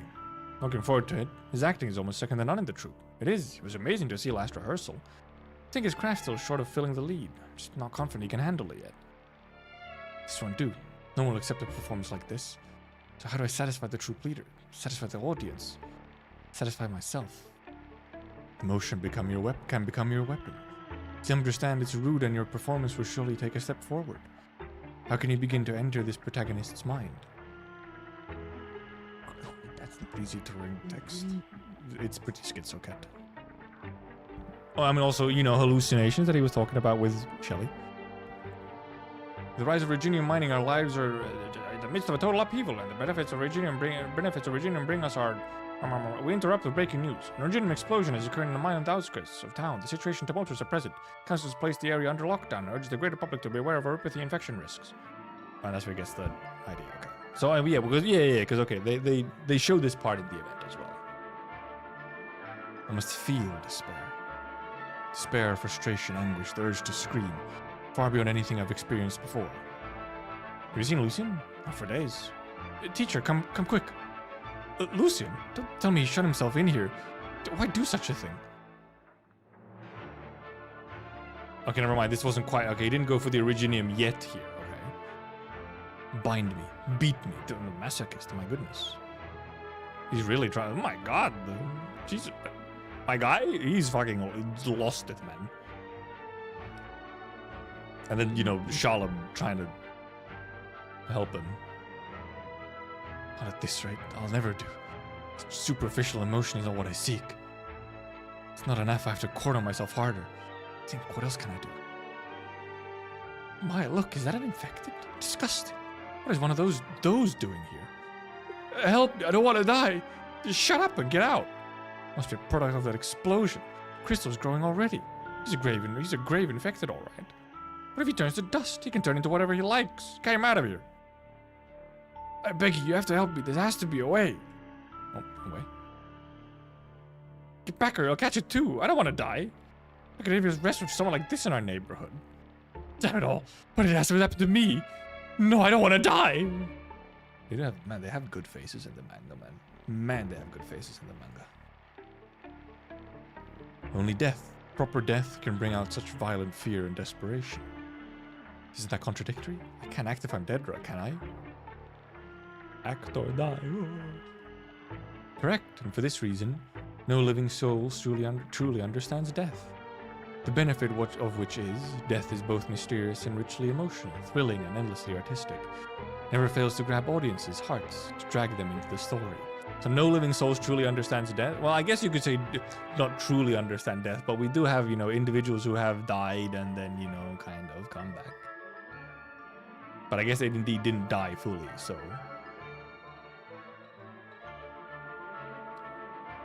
Never fails to grab audiences' hearts to drag them into the story. Is that not the very emotion you've been hoping to find? You want to be fulfilled, recognized. Are you not prepared to give everything in service of that? What can you do, Lucian? What will make you despair? Meow. Oh, cat. This is when cat appear. Back again, are you? Again? Does it often come here? Ever since your troop showed up, I reckon lingers around here all the damn time. Bad for my business. Don't mind it, I'll just shoo it off. No, it's fine. Perhaps the little one's just fond of this cafe. May I sit with you? Thwap, thwap. You're very pretty, as if you know the purpose of every move you make. What should I do to become like you? Actor cat. Every electrical engineering student in the third year is fucking losing it, yeah. It's as if you know the purpose of every move you make. What should I do to become like you? Your outstanding singing and acting will make you surely the most resplendent morning star of our crimson troop. But I think his craft still short of filling the lead. Oh, fucking Christ, I can't read. He's not confident he can handle it yet. Only death, proper death, can bring about such violent fear and desperation. The rise of Virginian mining, our lives are in the midst of a total upheaval. I don't want to die! What will make you despair? Also, I only just noticed the page count at the bottom. I was like, is there a page count? It's fucking impossible to see. It's a white on light background, man. What is this? Oh, yep, there we go. Spoilers on second page. Small, alright, yeah, getting a prop from the phonogram. Stab. Drip, drip, drip. Was that a good choking sound? He's truly fucking cooked, man. My god. Lucy's been infected? That's why the staff are in such a state. Fever's causing a whole body to body shutdown. Acute infection. Found a smashed Reginium drive phonograph in the small prop store. Looks like it was an accident. It's awful. Accident. You there, students. If the infection claims his life, then he could very well disintegrate at any moment. Keep away from here. It's so hot. It's as if all my blood is going to burst out of me.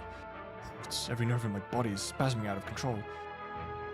So this is despair. In the darkness, there is only me. Like I've been cast into a hell none can ever leave. All I ever wanted was to feel the warmth I'd never known. Do you regret it? No, this will do. I cannot move any of them through my acting alone. None would be satisfied, not the troop leader, not my teachers, not myself. Nor should I find fulfillment with just that. Also, hey, isn't that his little summon guy? Not very little here, but you know. For beyond the curtain, always and forever, is an audience seeking sensory stimulation. Thinking back on it, I always did look behind myself. But now I can only stride forth. Even should I become the Phantom of the Opera. That was a little on the nose. Cat. You're... You ate his food. Here to sup on my hospital meals. Oh. Glare. Madge. Cat Madge. Oh. Cat Protect. Cat Protect. Cat suddenly white. Still alive. It's gone. So that it's the feeling of near death. The feeling of despair. Ladies and gentlemen, welcome to the Crimson Troop. We bid you all enjoy our latest production. So his theater days aren't over. It's back on stage. It's a fairy tale ending. I had no idea Reginian mice would mutate after infection. Singing was already exquisite. It was the most mesmerizing, most lethal of weapons.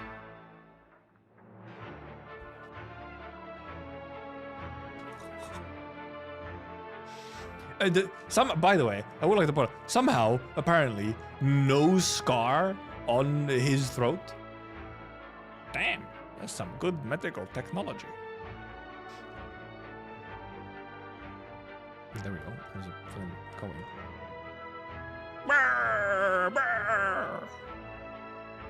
I guess it could be makeup. Well, no, I don't think he has it in in-game either, so.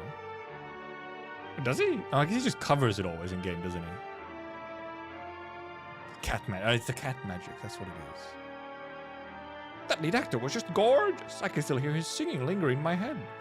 I'm so sorry at the climax. I almost forgot to breathe. Bravo, Lucian. You've moved me so. Like I see bravo, and I can't not say it like bravo. But I've never gone so well without you in the lead. Thank you. I learned you were infected in that unfortunate accident. I was at a loss for what to do. I apologize for worrying you. No, I'm just glad to see you in good shape. Look forward to your future performance. In this one, we didn't get to see him interact with Shalom, though. Like when, he got infected. At least not yet. Oh, what is that face on the second page? My goodness. Finally overcome the wall. Acting has ascended yet again. Finally, understand how to move an audience. This will do. This will satisfy me. Yeah, there is a little shine of a Reginium crystal right here. I thought you would choose death to round out your time on the stage, yet ultimately you chose another path, entirely that of becoming an infected. Quite the surprise you've given me, Lucian. You are no doubt this troop's crowning star. Are you the leading role I've been seeking all these years? Oh, crimson blood diamond.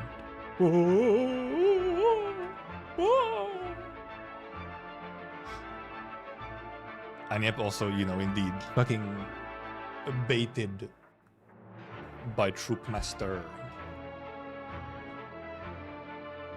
Okay, this one is slightly shorter, huh? Victoria, in a city somewhere. A posh neighborhood. suddenly troop. All about assassinating.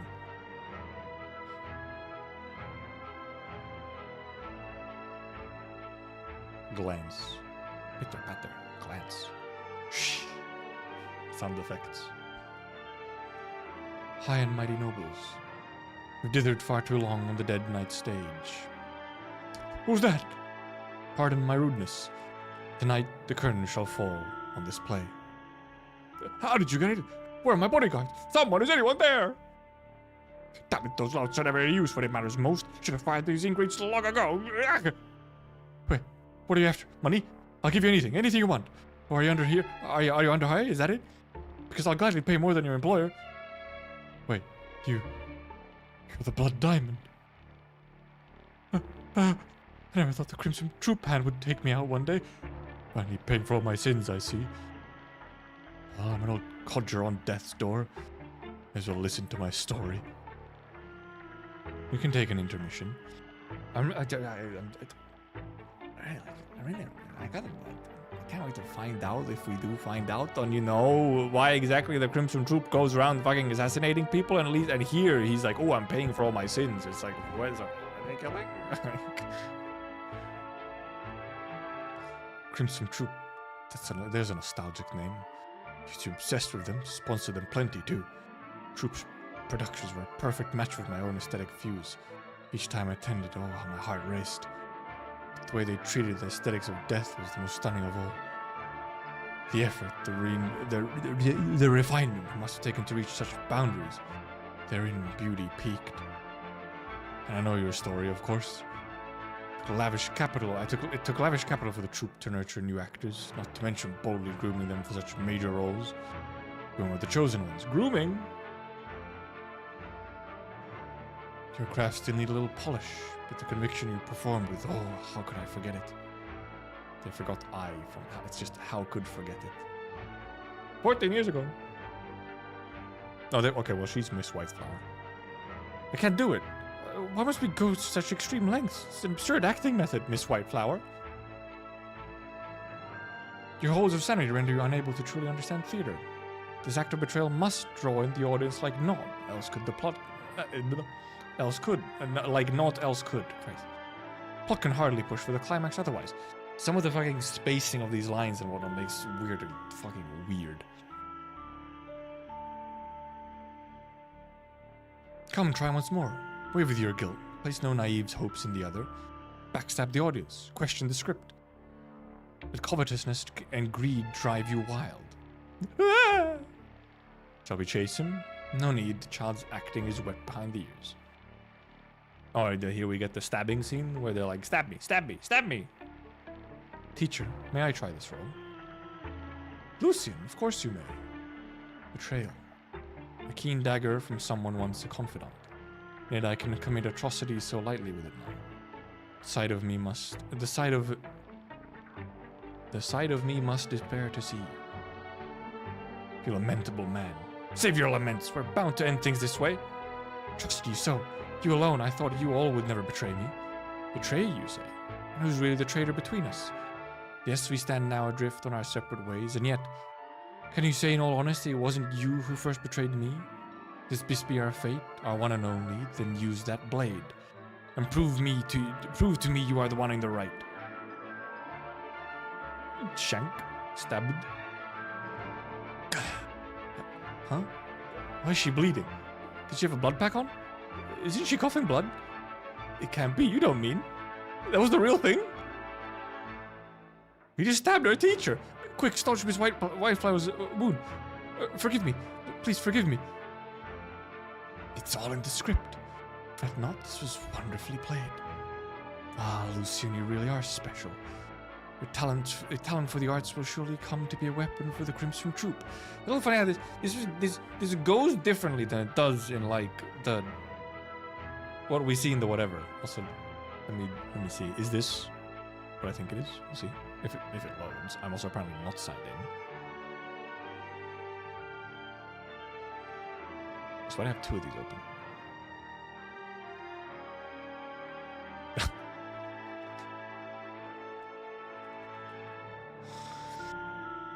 Fuck, it's not even it's not in the GIF version?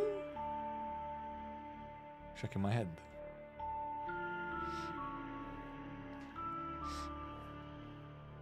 Apparently it goes differently in the manga. In the manga, he did not actually stab her, right? So. Child, carve this into your mind. The joy of acting out reality. Do not fear the anguish nor the despair. Your part of you as a performer. Reap the rewards for your bringing yourself. You reap the rewards for bringing yourself our aesthetic self. Christ, man, because you have like fucking. You have 1.5 words on a fucking line. So then it's like, wait, how do I read this? When you're reading it like live instead of reading through the whole line first. You reap the rewards for bringing yourself our aesthetic to life. If the role calls for it, he'll carry out an assassination on stage with no hesitation. The swordsmanship he learned from me, of course. Well done, child of the arts. Such rich promise he shows. What if this is when it's censored the CN version? No, it wouldn't be. We have a decapitated head as well in the game. Also, why would they make a censored version? Why would they make like a version for CN that's censored? Like why would they, or rather, why would they bother making a version for global that isn't censored? The CN is the original.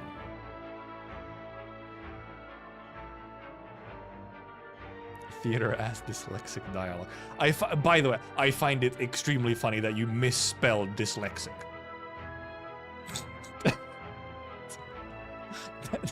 That's not how you type dyslexic.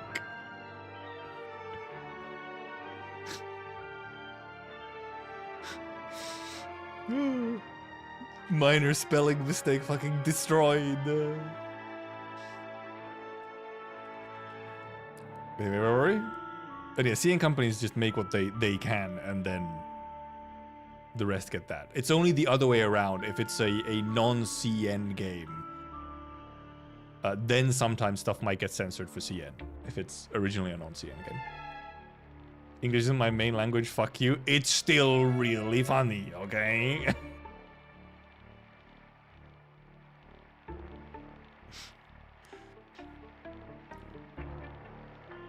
There. Someday he'll be the troop's #1 assassin, no doubt. Live as long as me, you see, and most theater on the market becomes old hat. Alright, is this the old man talking again? Say, a new troop has come to town. Fee, all they put out are hackneyed cliches and shoddy imitations of the classics. Taste shifted, you see, from what they used to be. More and more theater goers became simple cravers of stimulus. This won't do. Theater is at a risk of losing its very heart. Beauty itself is going extinct. It's for show. Alas, theater now is all for show. What was it for before? Also, dyslexia is Greek, not English. Okay, but English is literally just comprised of stealing other words from other languages. Okay? English goes into back alleys and mugs other languages for spare vocabulary, okay? That's how English was formed.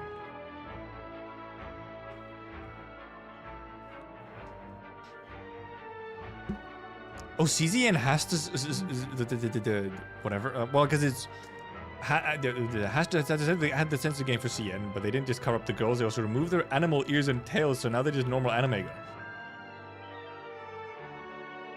girl. Second part, why? Yeah, why did they remove the? First of all, I didn't even realize that they had like animal girls. I feel like I haven't actually seen anyone. I guess no, there was some. Never mind, there was some. Why they had to censor made sense. Very much, a little bit too much goon probably for the CN censors. So I don't know why they removed the cattails and stuff, but maybe they just thought it would go better with CN for some reason. Ah, my lip balm fucking fell out of it. My lip balm fell out of my lip balm.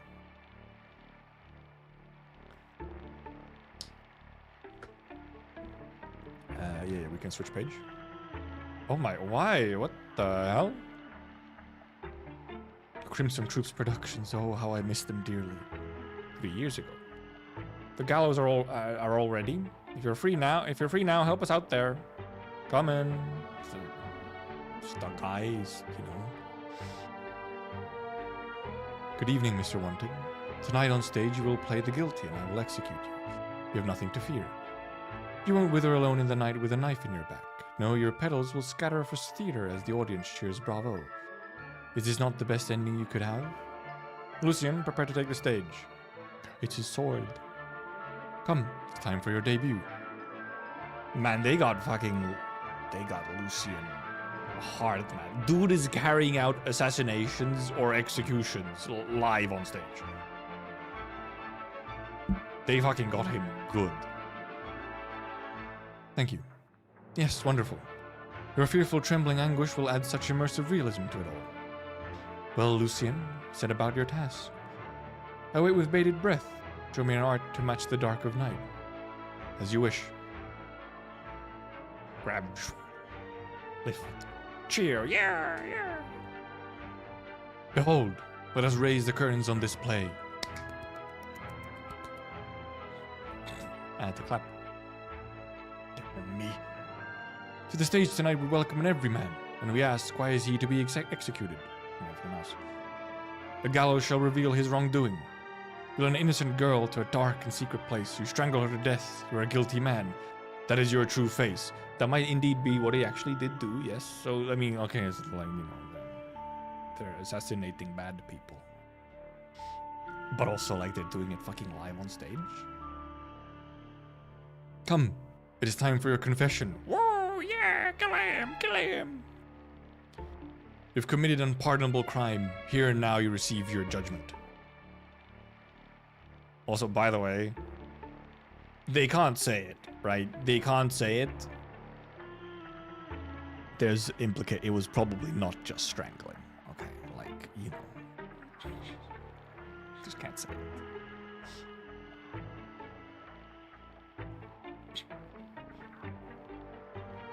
Falls down and it's the white flower. You murder! Give me back my girl! And then he hangs. Whoa, it's so realistic! Ah! Tonight judgment has been passed, and so the curtain falls. Cheer! Bravo! Bravo! I almost forgot I was in a theater seeing a play. Well, it was both.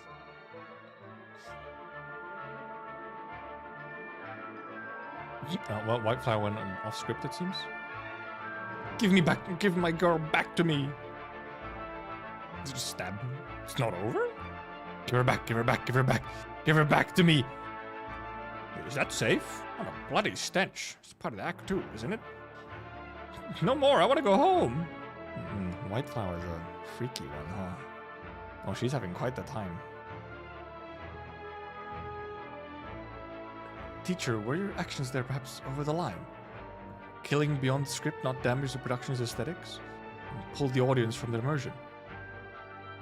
You're too young still. You think a play's beauty is all in what it portrays. The text is so small. But killing beyond the script, I already read that. Blending true death into theater is no more than a means of pursuing artistic beauty. I'm cleaning up the blood. Using the terror of death to dominate a drama's actors, all while shocking the audience's senses. That is the aesthetic at its most euphoric. Imagine you could feel, there atop the stage, how the shadow of death enshrouded the tale and made the audience quiver. She's into it. To hold life and death in your hands, a power that supersedes every other. You still need a little more time before you understand that, Lucian. But... well said! 3 cheers for the White Flower. Bravo on your improvisation, Miss White Flower. We felt the audience shudder and quake all the way from backstage. Nope, wrong way. What an amazing denouement. That performance, too, fell under aesthetics. And we on the stage are no more than lunatics meant to kill and kill again. Are we on the stage no more than lunatics meant to kill and kill again? As the doubt starts becoming... damn it. What's wrong? It's rare to see your mind elsewhere during dress rehearsal. Miss Blade Dance. Oh. Blade dance, the good relic. Also, big horns. Big horns. White Flower, I'm guessing? Yes, I remain torn about her performance on stage some days ago. I apologize. You gotta fucking shank him? Pulls out a knife? True, you may not be able to comprehend her mind at this point, but I imagine still it makes sense. I imagine it'll make sense to you one day. I'm actually having so much trouble reading some of these lines, man. Train your shorthand for now, so when that moment comes, you'll be ready. When that moment comes, you'll be ready. Yes, miss. Just when did it start? When did our paths diverge? Or is this how it always was and I just never noticed until now? Whatever the case, this place has changed. And then we have... what's his name? Musical fortere, so when there's a country full of them, right? The performance of Miss Whiteflowers, what do you think of it? The performance of Miss Whiteflowers, what do you think of it, Mr. Shadow? Was it just Shadow? Wasn't it Shadow something? Whiteflowers, she's ghastly, can't bear it. All that blood-soaked slaughter is long out of style. Most prime kill is a bloodless one. Oh, he's into like poisoning and stuff, I see. Also big ears. Lucian, I like your originating arts. Your song is Death's ornate carriage, killing art born from the Crimson Troop alone. Each and every time I watch the audience shudder to your voice, there's a surge of passion in my heart I can barely restrain. I'm already itching for your next show. Lucian, how will you do it next time? Deadly cards. Very threatening, just throwing the cards right past him into the apple. Use the gallows as your prop last time. How about this time you end their life with your own hands? Or poison them, watch their vigor slowly fade. It's a fine choice. Bloodless takedowns are a game unto their own, wouldn't you say? No, wait. Crush apple. Are you going to finally sing again? Let me bear witness to the aesthetics of your kill. Dude, everyone here is a fucking lunatic. Fair enough. Is this true? Once the cradle of the arts, since become a wild beast den? Always has been. Pointing gun at the back. I need to sneeze. A shame, truly. All those magnificent plays the Crimson Troop used to put on. And for years now they've up and vanished. Last show I ever saw, you were the star, the Blood Diamond. Played him, remember? He played a traitor. And all the White Flower and Shadow and Blade Dance have been stabbed. Ooh. Is this how it happened? So be it that our paths diverge, then I shall take the traitor's name and end this all. It's the way he's sitting on the seat, the way Nias too. Lucian, pray tell why you would do this. Were we not orphans given another chance at not orphans given another chance at life? Do we not know it all? Not owe it all to the other troop? To know it all to the troop for adopting us? I cannot fucking read. How could you forget that kindness as you killed our teachers? The troop has been ruined all because of you. You destroyed it all. You're right. And the souls of those you have killed... You have killed have ceased to mean a thing?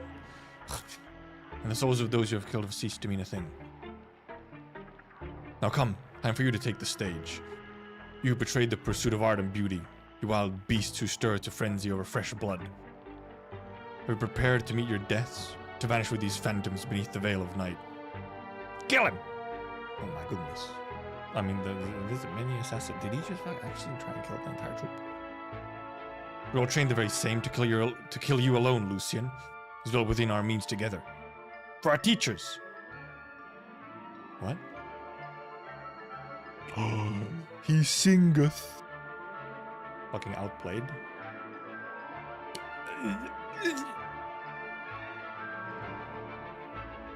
Fucking AoE'd. Tonight, judgment has been passed, and so the curtain falls. From start to end, we couldn't stand you. Ready to be friends with us, yet never doing your part. Most of all, the way you carried yourself as if you weren't like us. Really. You lamentable man. Save your laments, we stand atop a stage built on a pile of corpses. Your hands are wet with crimson, yet you boast how you've grasped beauty. It's the most lamentable thing. How long can you live the lie that the troop betrayed you? One day the phantoms here will find you. And when they do, will you still be able to maintain that your every action is in pursuit of artistic beauty? Okay, I guess this is actually them talking to Lucian instead.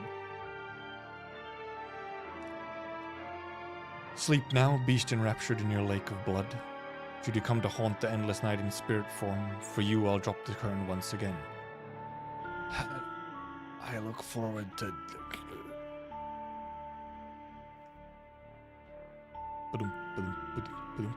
Cat. Cat has clothing on. Ah, it's okay. I'm fine. Come, see the curtain fall on this play. Creak. Lucian. Might you sing a song for me? Here at the end. Oh, we're both saying it. Okay, but... So... Oh, but, okay, we're... Oh, okay. And he sings and he dies. Did you not go to the next page? Thank you. Oh, there's some nice crystals on the throat. Clack. Tap, tap. Cat. Waiting for me? The moons are so bright tonight. Me as I am now, far too bright. Come. This land is one filled with endless tragedies. Okay, right.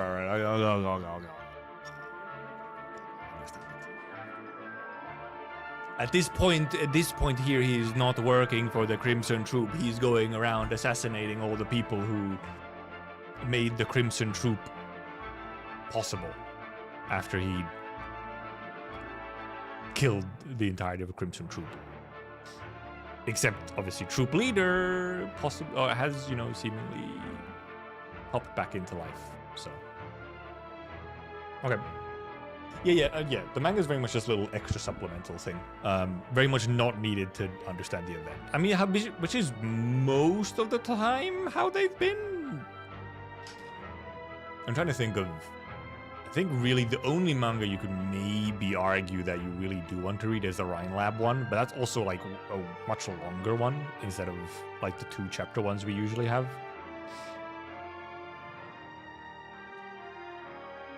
So... it took way longer than it should have because we got distracted, and also seriously, it was the line spacing and stuff, and then not being able to fill the screen with the entire page, so the text was kind of small at times. Really did make reading weirdly awkward, especially out loud. The heck, man, it was terrible. Actually, I was struggling, man. I actually felt like I was dyslexic at times. The hell, man, that's fucked up.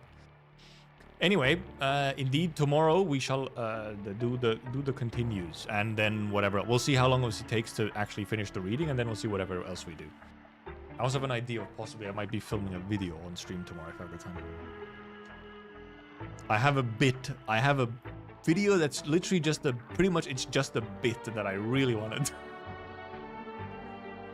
Did feel like it was genuinely, I don't know how I was struggling so much, man. It was so strange. I was just like constantly not reading the words correctly, and like the punctuation was sometimes really difficult to see, so I didn't like see where the end of a sentence was because I missed the period, or I missed a comma or something. And because then you'd have like some parts where, because it has to go to the next line already because of, you know, Chinese being in vertical in the original, but then, you know, horizontal English. You'd have like the start of a word, then it has to cut and put the next, like the second half of the word of the next line, and then it's like half a word, comma, one word, next line again, which is just like, it's just fucking unreadable, man.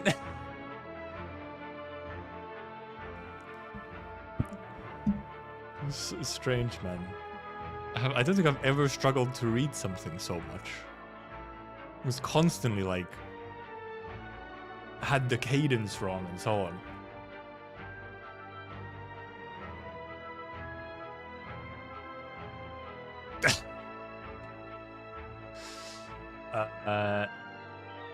Wonder, I would like for you to know that your message has been caught by Automod.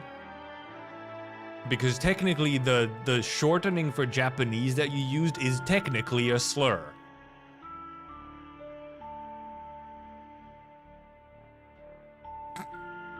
Isn't it like JP to EN translation as well? I think, is it? It might be from the JP. But yeah, no, Wonder, GAP is technically a slur. But however, I absolutely understand that you don't know that, because also, like, I didn't know that for like a good time. Because it's like a Yank slur. It's a thing that was specific, it's a World War II aged thing in America. Which, you know, it's one of those situations where most of the world does not know that it's a slur if it's GAP. If it's just Jap. Most of the world does not see it as a slur. Because it's America stuff.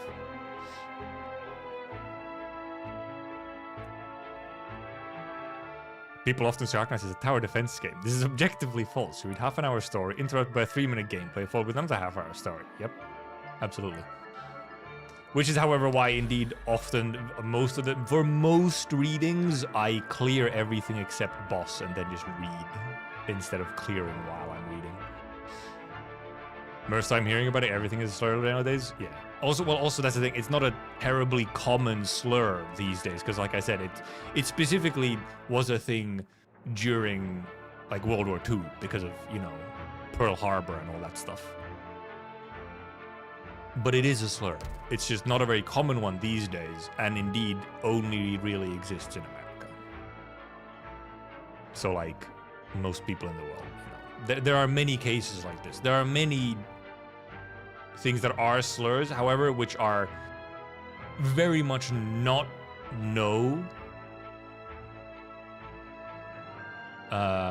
if you're, like, not really part of American discourse or culture.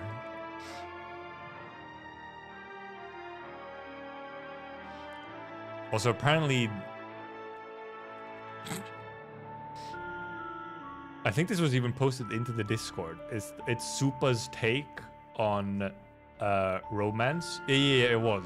Early in the stream, it was Supa's take, because recent Wuwa patch, where once again it's gathering wives, where the new girl is now just yet another love interest or romance option, except not really an option, you know. For the main character, Suzupa quote tweeted something about it and said, like, I sure fucking hope Enfield doesn't go this way. Apparently, deleted it because didn't realize sharing an opinion could cause such an uproar. Deleting that post, no point keeping up if it only breeds asinine discourse. I still think Enfield story should not focus on romance. Unlike AK, some stories should be able to exist without the MC ever being involved. True. Very true. I do wonder, unfortunately, I do not have the expectations of there being Enfield stories without Endministrator being involved, but I can hope. I just have my doubts because of, you know, the way the story functions a lot more, because of, you know, the whole 3D story and all that. It functions more heavily from, like, a specific point of view. But we'll see. Did quite a lot of hate from it from Little Peek I Took. Okay, but he's correct.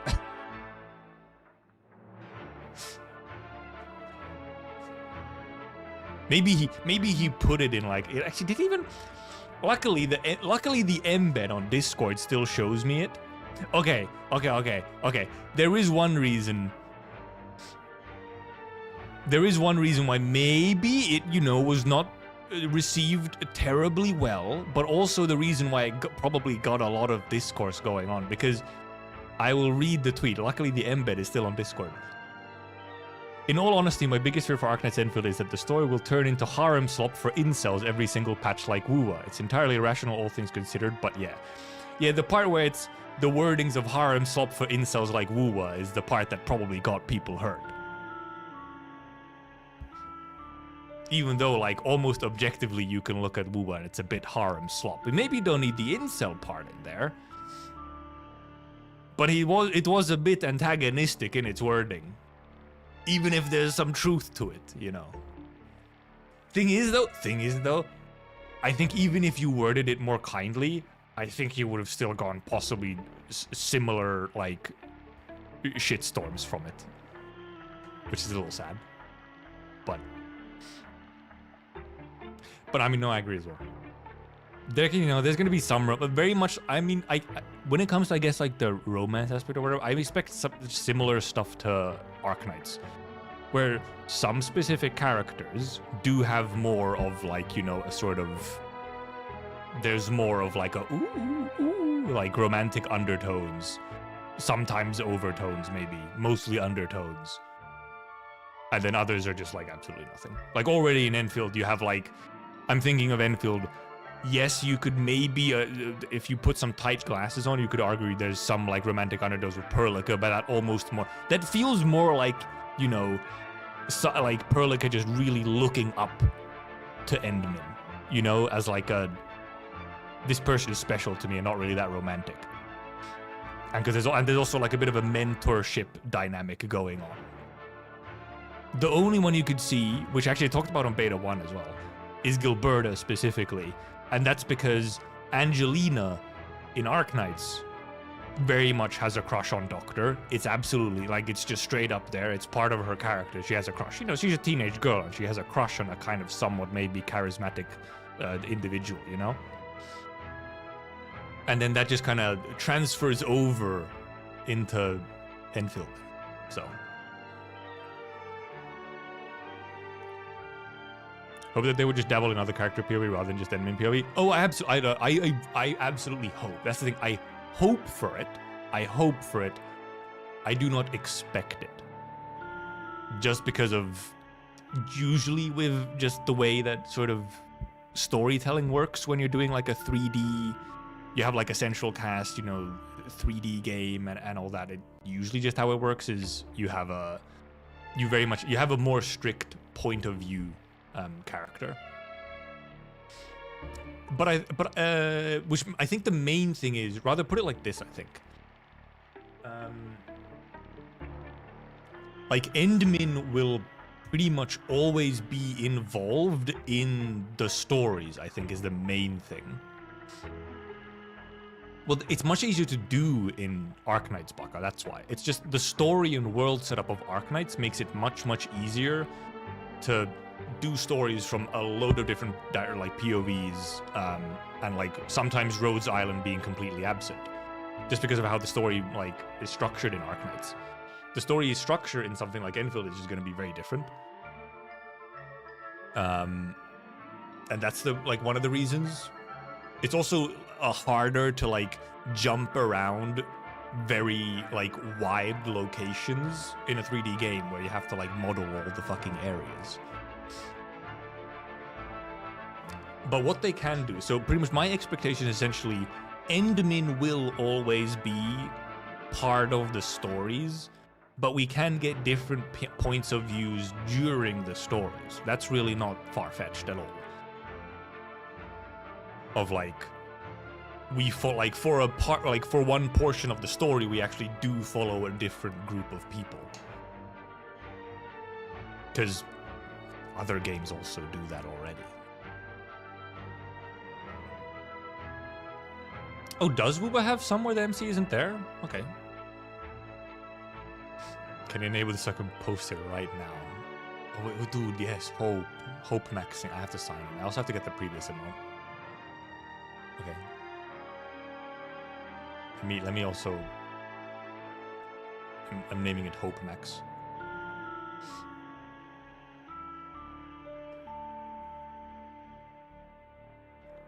I mean, that's the thing. I just don't expect it, but if they do it, if they do actually give us like full event stories and stuff, where Endmin is just not there at all, I'm all for it. So yeah, it's not gonna update on the on-screen right away anyway. Oh yeah, let me go get fucking freaky. What's it now? Actually, can I scroll up to it? I can. Let me open these. Okay, it's that nicey. Let's see which one it is. It's Freaky Dia. Or Dia.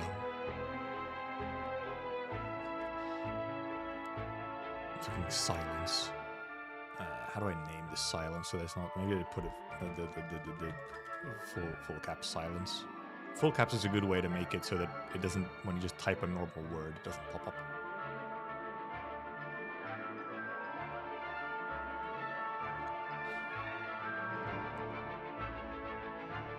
Anyway, where were we? We're reading chat.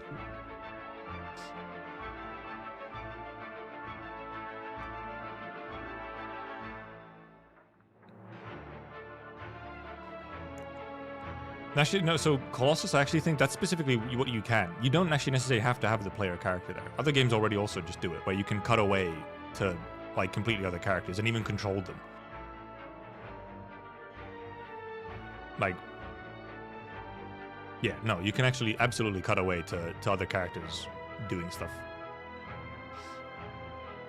Actually, I mean, just as, I mean, like just putting this as an example, like, some of my favorite bits in, like, actually, like, my almost favorite scenes in what I did read of Star Rail were actually some of the cutaways where MC and most of the main cast was not there, and it was just a couple of other characters doing their own thing. The reason why they're my favorite isn't actually related to being, like, separated from them. I mean, kind of is, but, like... No, you can just cut away to have conversations and stuff with other characters. No problem. You might have a lot of, like, cutscening in it that way. It might just be, you know, just kind of sitting there reading. But no, you can. So I actually would expect specifically sometimes, at least indeed sometimes having cutaways to other characters, having some kind of dialogue or whatever. I'm just trying to remember if we had some of that or how much of it. I think we had, like, maybe 1 or 2 moments like that in beta 1, maybe? Also, I should just indeed go. We can all move on with our lives without stream. Oh no. Full HOMD is very smooth, yes. Okay, yeah, we will continue, because, yeah, well, I mean, we can continue yapping about this tomorrow as well once we finish reading and whatnot. So, for now, thank you for coming, thank you for watching, thank you for chatting, thank you for lurking. We continue reading tomorrow. Just keep an eye on whenever I post the stream time.